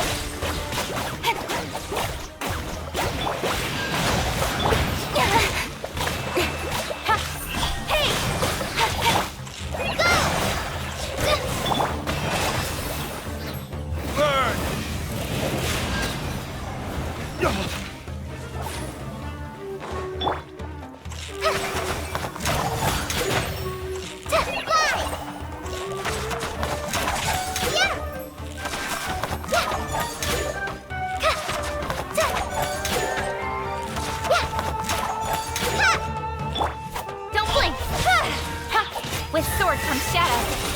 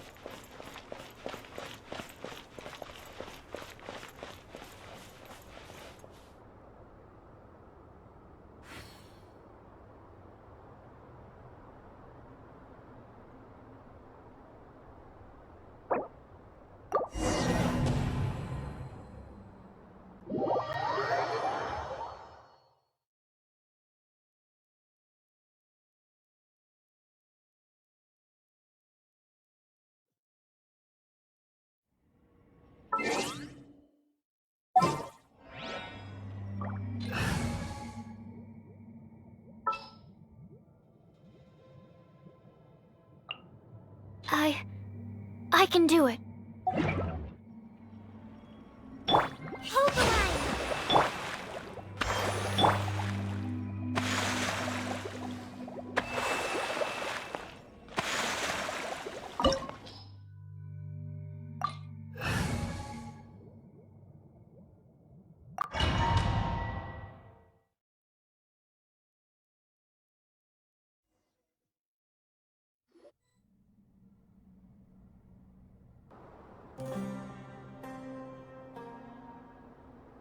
It's full of life here.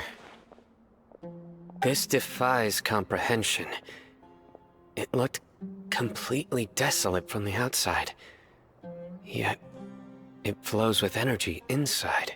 Yeah, and there's so many plants. It's so pretty. Sir Rahman.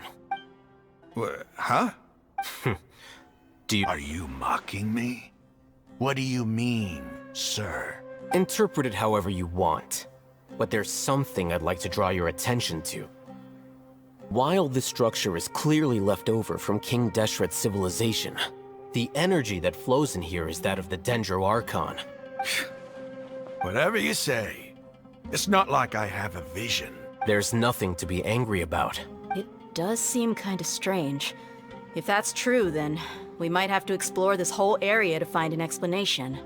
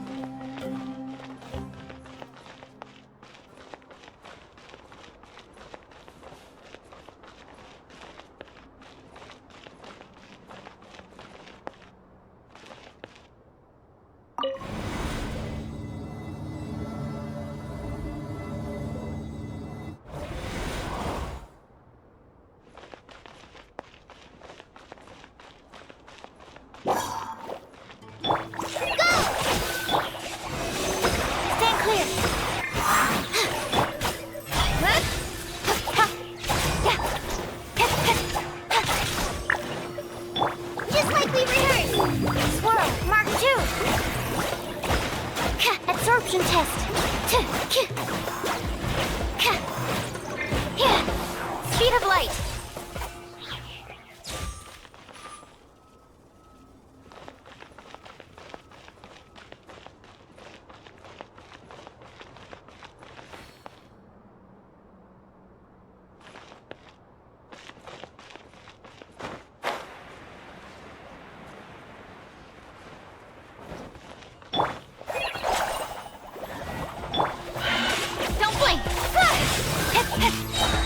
Cut to the chase.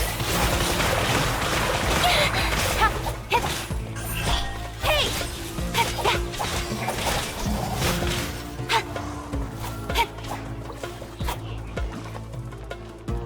Speed of light.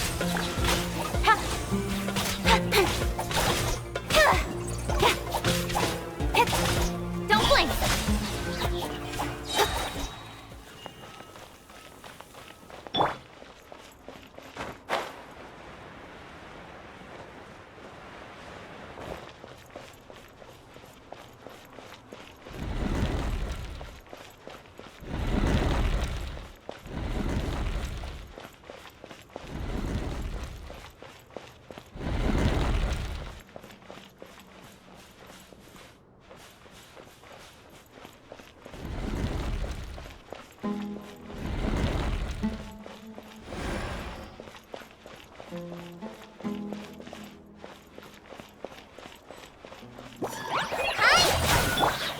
Speed of light. With sword comes shadow.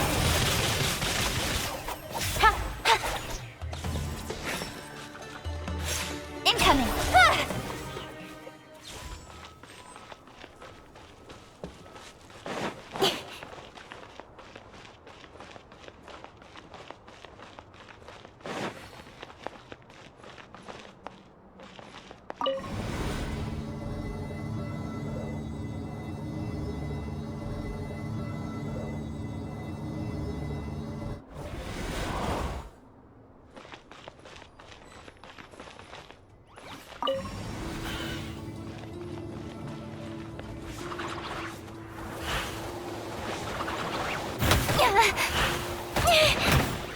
Don't blink. Go! Stand clear. Fallen Amber, help!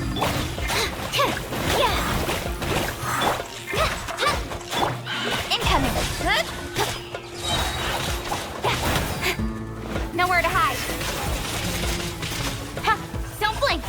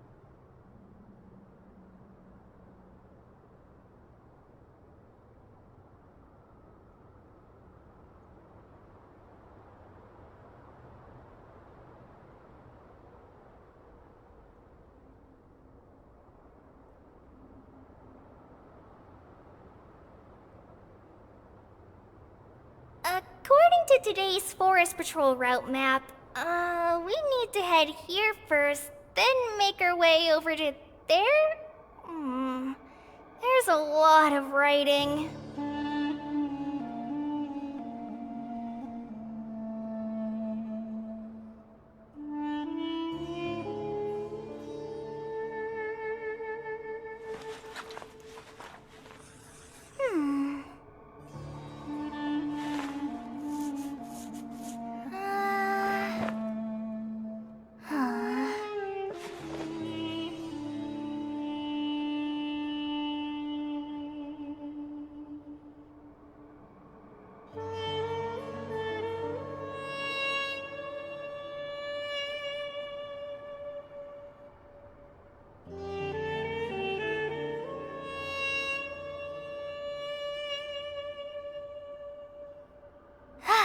I'm feeling alright today. I'll take the chance to try to get some more done than usual.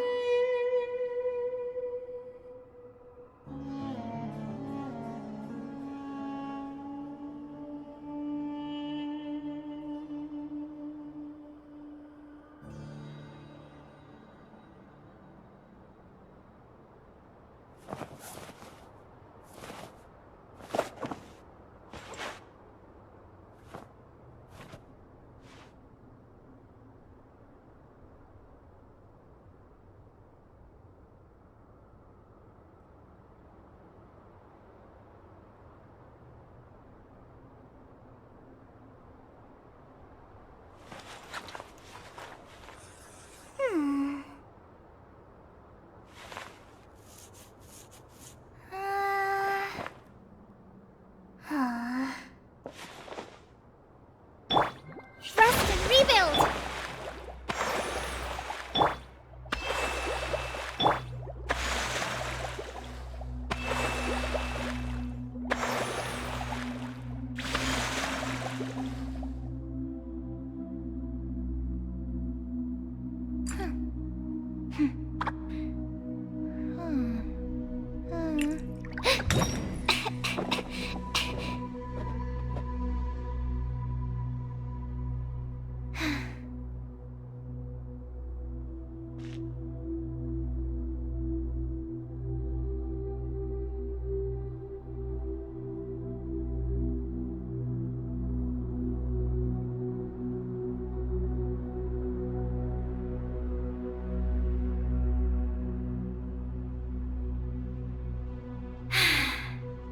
I haven't been out in a while.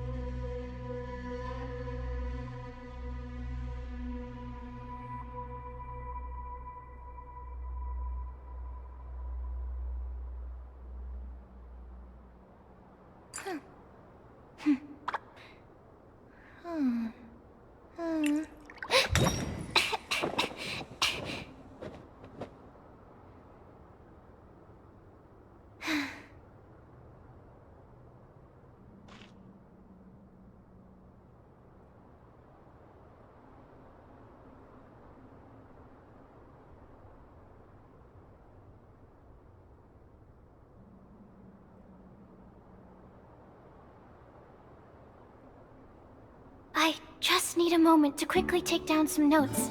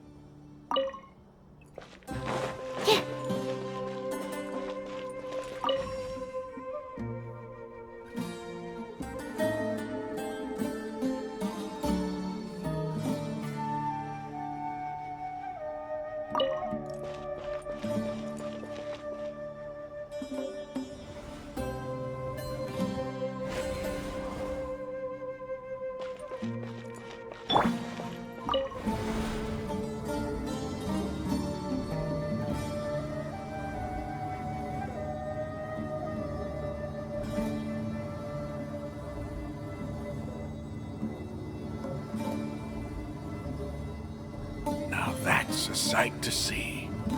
King Deshret's splendor surrounds us. There's so much vegetation here. It's different than what I expected. Sure are a lot of plants for a desert. That's what I call divine providence of King Deshret.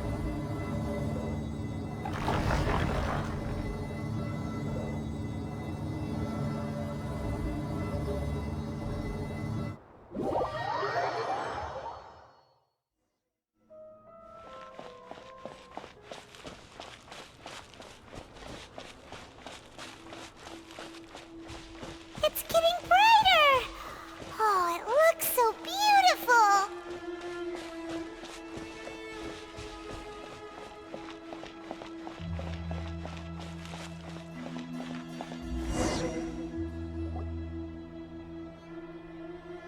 Wait.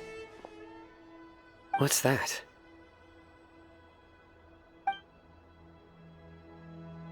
A load of flowers. And it looks like there's something among them. These are King Deshret runes. They left something behind. Yes. It's an elegy written in an ancient script. What does it say? Here lies our faithful priest Kasala. His wisdom is a miracle among the people, deserving of high praise and admiration. You can read ancient King Deshret script? Of course. Every student needs to master at least 20 languages before they graduate. He's not serious, right? There's still something off about this place. The elemental energy here is too concentrated. The scent of life. Is it trying to tell us something? Is this it? Analyzing.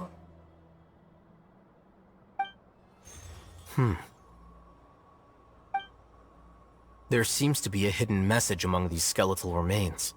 Excellent. There's a device from King Deshret's civilization in this gravesite. I'll transmit the information over and project it for everyone to see. Isn't sharing knowledge against the Academia's rules? Yes. However, under the circumstances, I'd prefer you to see this for yourself. You'll understand after watching it.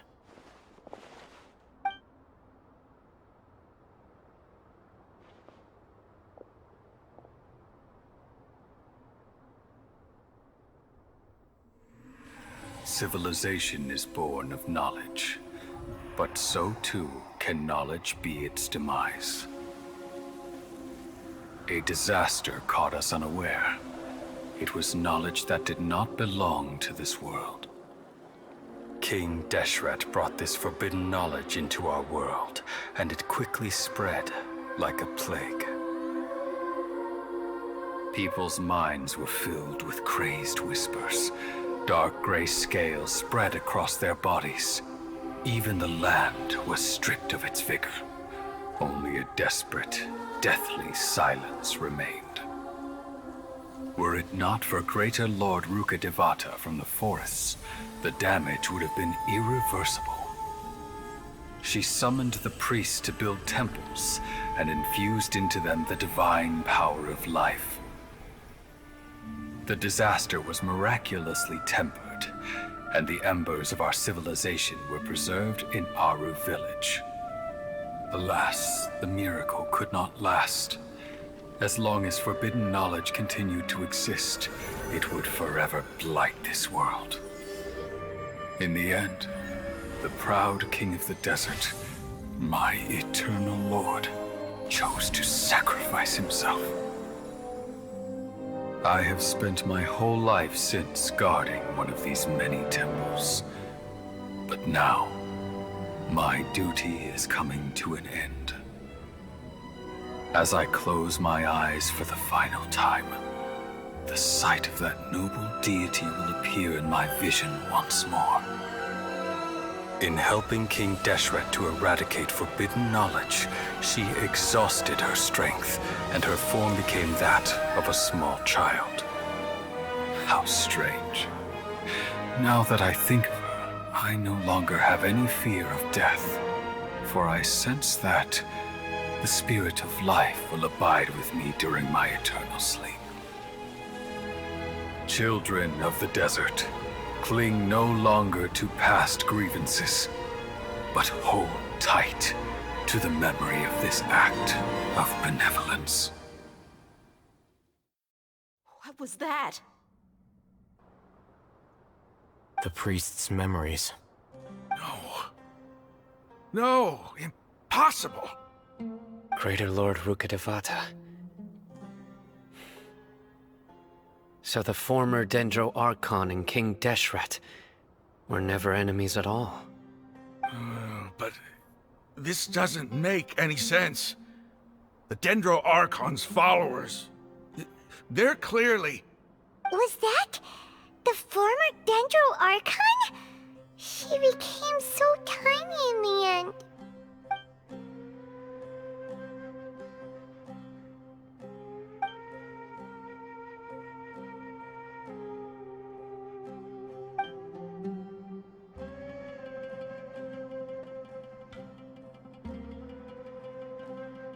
You might be distrustful of the Akasha, but there's no reason for you to doubt King Deshret's technology. You've just witnessed his priest's last words. I've never heard about any of this before. The surviving followers of King Deshret all gathered in Aru village. Our god did not make mistakes. We refuse to believe any of the rumors. King Deshret's death, the all but total annihilation of our civilization, it was all Greater Lord Rukkhadevata's doing. We saw her as nothing more than a traitor, who stabbed us in the back in our moment of crisis. Just like us humans. Fighting, feuding, double-crossing each other to survive in the desert. You were blinded by your prejudice.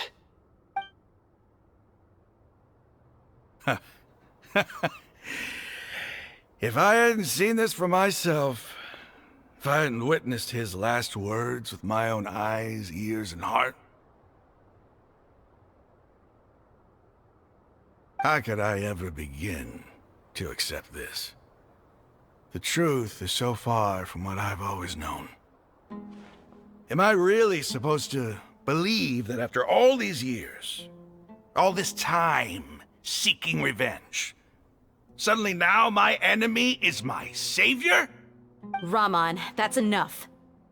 Give it a rest. You're starting to make a fool of yourself. Dia, tell me, my Eremites and I, what are we even fighting for?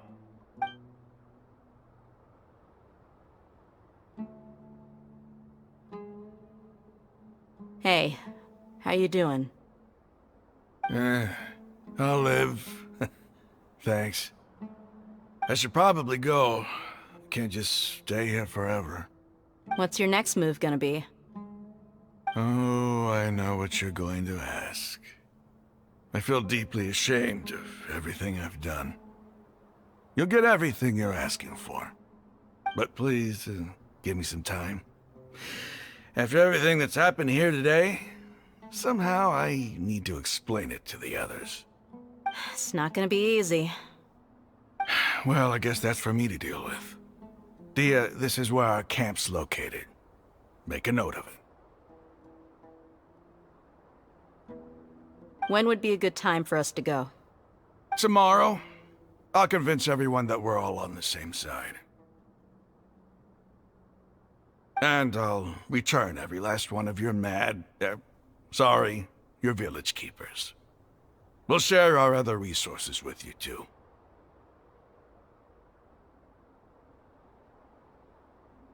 You seem to finally understand that our true enemy is the sages. Yes. The gods never gave up on anyone. It's the people responsible for all this that need to face the consequences of their actions. That must have been rough, but he seems to have figured things out now. Ramon's no fool. Being the leader of your own faction in the desert is no easy feat. It's too bad he was held back by his belief in King Deshret. But now that that's changed, I guess we have a few more people on our side. The outcome, at least, is favorable. We should get going too. Let's head back, have a proper meal, and a nice, long sleep. We'll need all our energy tomorrow.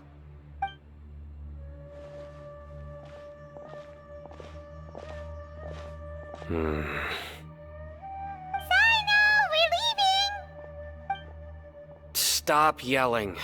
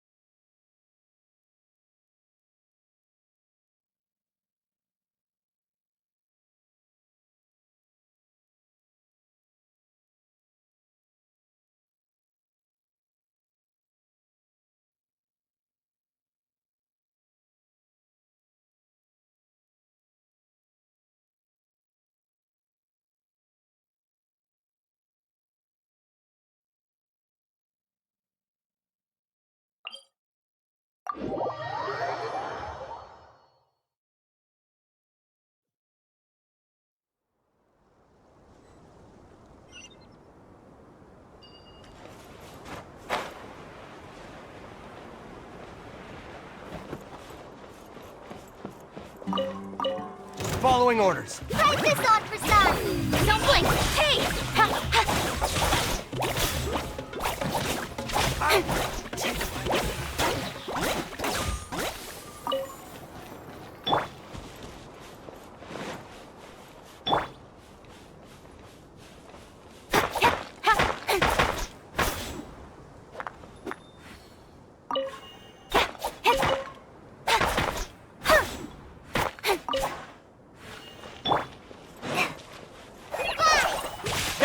Enough. Speed of light! Nowhere to hide.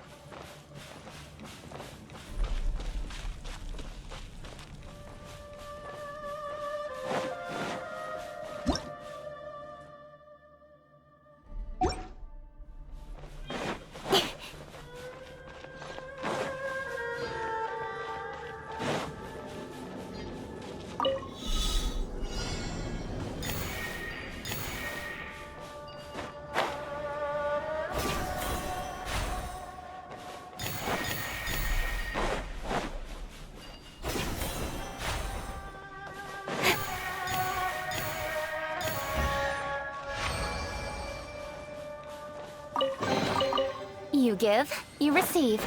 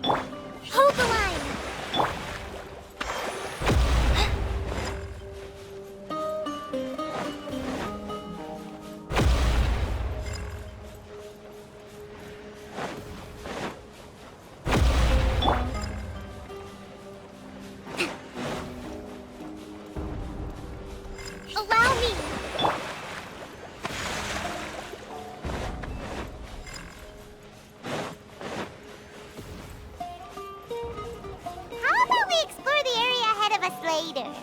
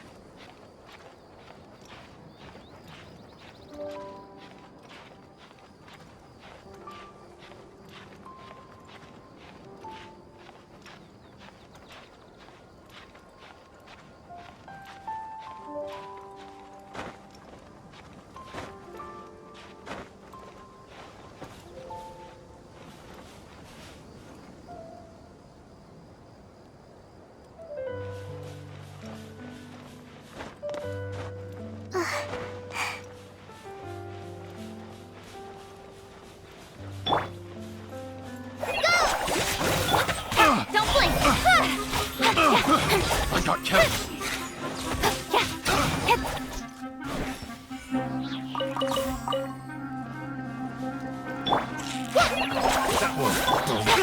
of light! Hey!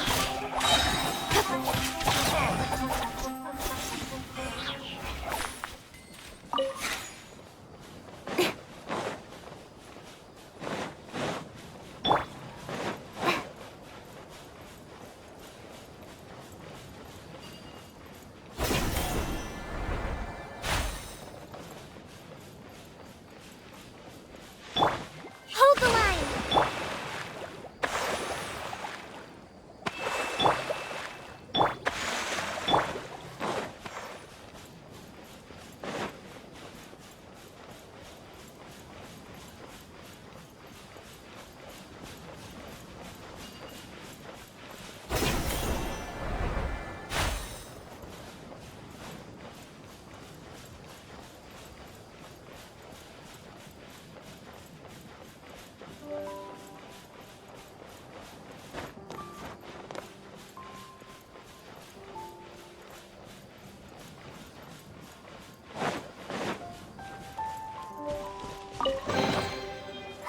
Glad there weren't any poisonous mushrooms. Grandpa, help!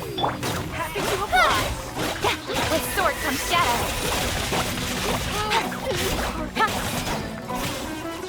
Don't blink! Hey!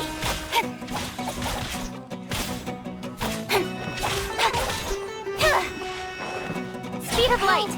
Heartless.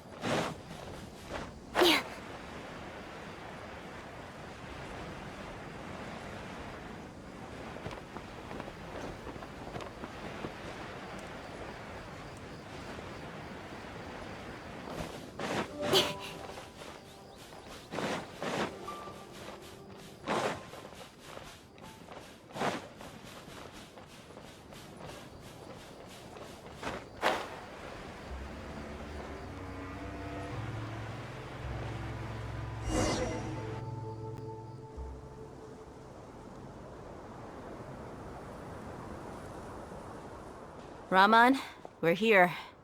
Everything's been arranged. Someone will bring the village keepers back to Aru village shortly. I guess all I can say now is thanks for agreeing to help. Ah, don't mention it. I think we can both agree you went to hell and back for it. But we share a common cause now. From here on out, we're allies. Where are the perpetrators? I'll bring you to them. Follow me.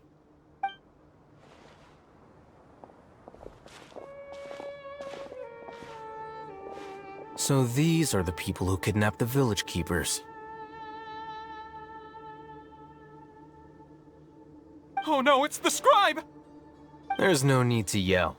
No one can help you now. We've been all over the desert trying to find you! That's right.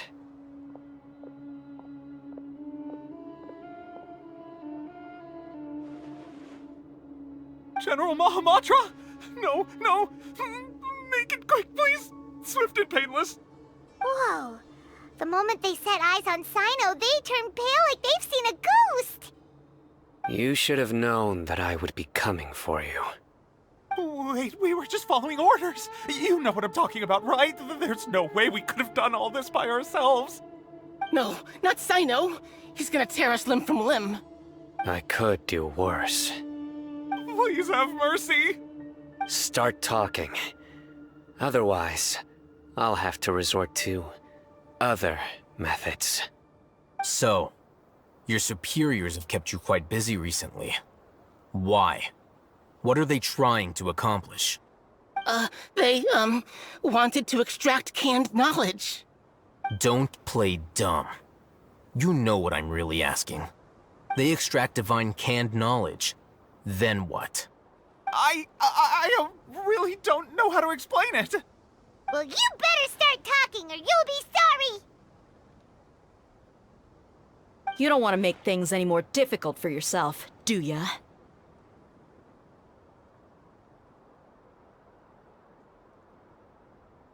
Be my guest.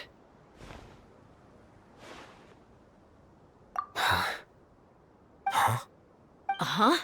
That sure didn't sound like a fancy metaphor or anything. You're serious, aren't you? How did you know? There's no use hiding it now. Yes, you're right.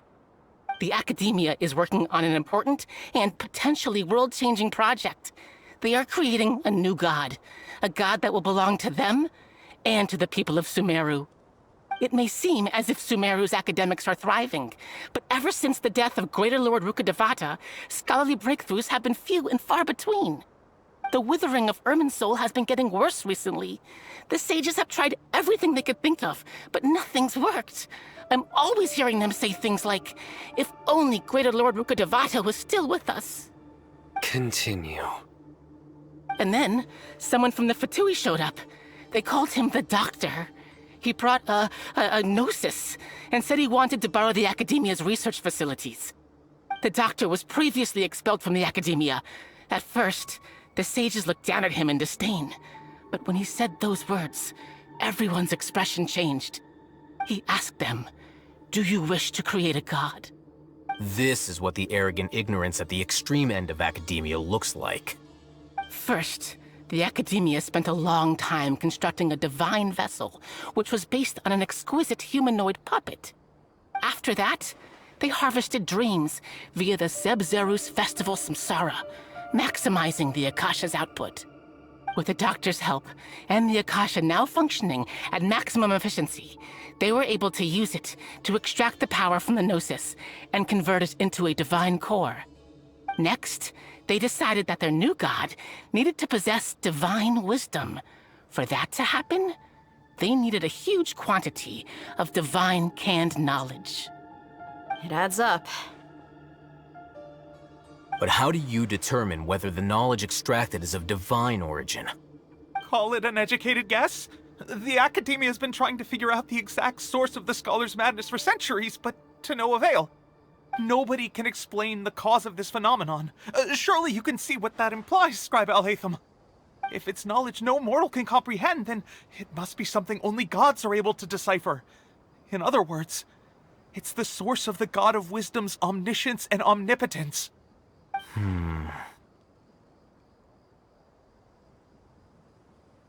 You must have noticed by now. The Academia doesn't care about who their god is. It's the ability to exercise control over knowledge and wisdom that matters. It is as if they are cursed with a desire for omniscience and omnipotence that burns in their blood. Some organisms demonstrate phototaxis, and thus orient their entire lives in respect to sources of light. For the sages, their only source of hope is the existence of a deity who embodies the acme of wisdom. This is but a form of phototaxis. For many scholars, the absence of a god of wisdom means stumbling in the darkness for the duration of their lives. Then what does Lesser Lord Kusanali mean to you? Is she not a true god present in this world? If you already have a new god, why try to create another one? From the beginning, the Academia has never treated her as a god. When the Academia first discovered Lesser Lord Kusanali, the newborn god of wisdom, the sages hoped that she would be as wise as Greater Lord Rukkhadevata. But upon evaluation, they found that at the time she possessed no more intelligence than any ordinary human child. The sages never had a ruder awakening. This forced them to accept that Greater Lord Rukkhadevata had indeed passed away. Not to mention that Lesser Lord Kusanali's Gnosis had been used to power the Akasha this entire time. By herself, she has neither an Archon's raw power, nor the spectacular insight expected of a god of wisdom. Slowly but surely, people began to forget about her existence. So, this is the path the sages have chosen.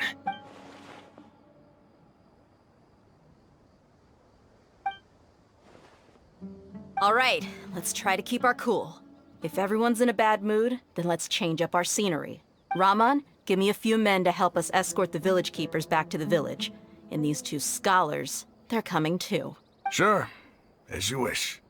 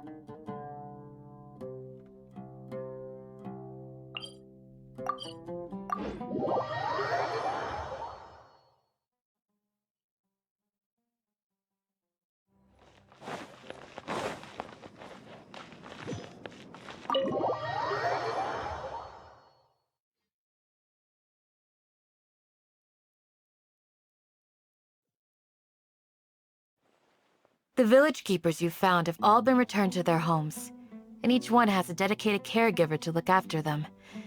The two new scholars are being kept under close supervision, too. Really great work, everyone. The atmosphere is so heavy.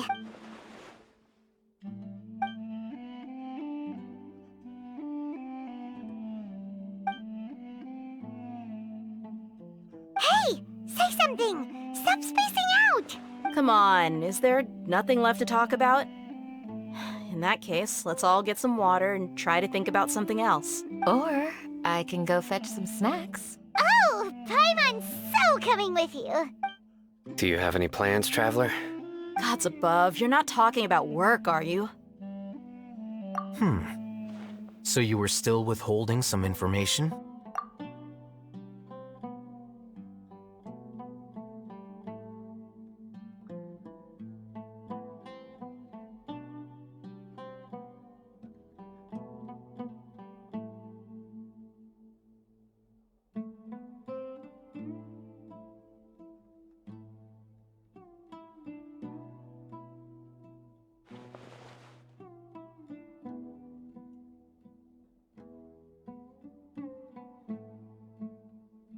Even though we lived through all of this firsthand, it still feels super surreal to hear you talk about it again. What a whirlwind of a story. I felt like I was holding my breath the whole time. It seems like there'll be more issues to face in the days ahead than I'd anticipated. Still, now's a good time to make our next move. Now that Raman's joined us, we'll be an even stronger team. It's time to make a plan. Indeed. These events are a flagrant transgression of the rules in every sense. We cannot allow it to continue. So, everyone, are we on the same page? Crush the sages and rescue our god. That is our ultimate goal. Well, let's brainstorm a little more about what other resources we can draw on. The next time we gather here, we must have a solid plan. Yep, it'll work out for sure.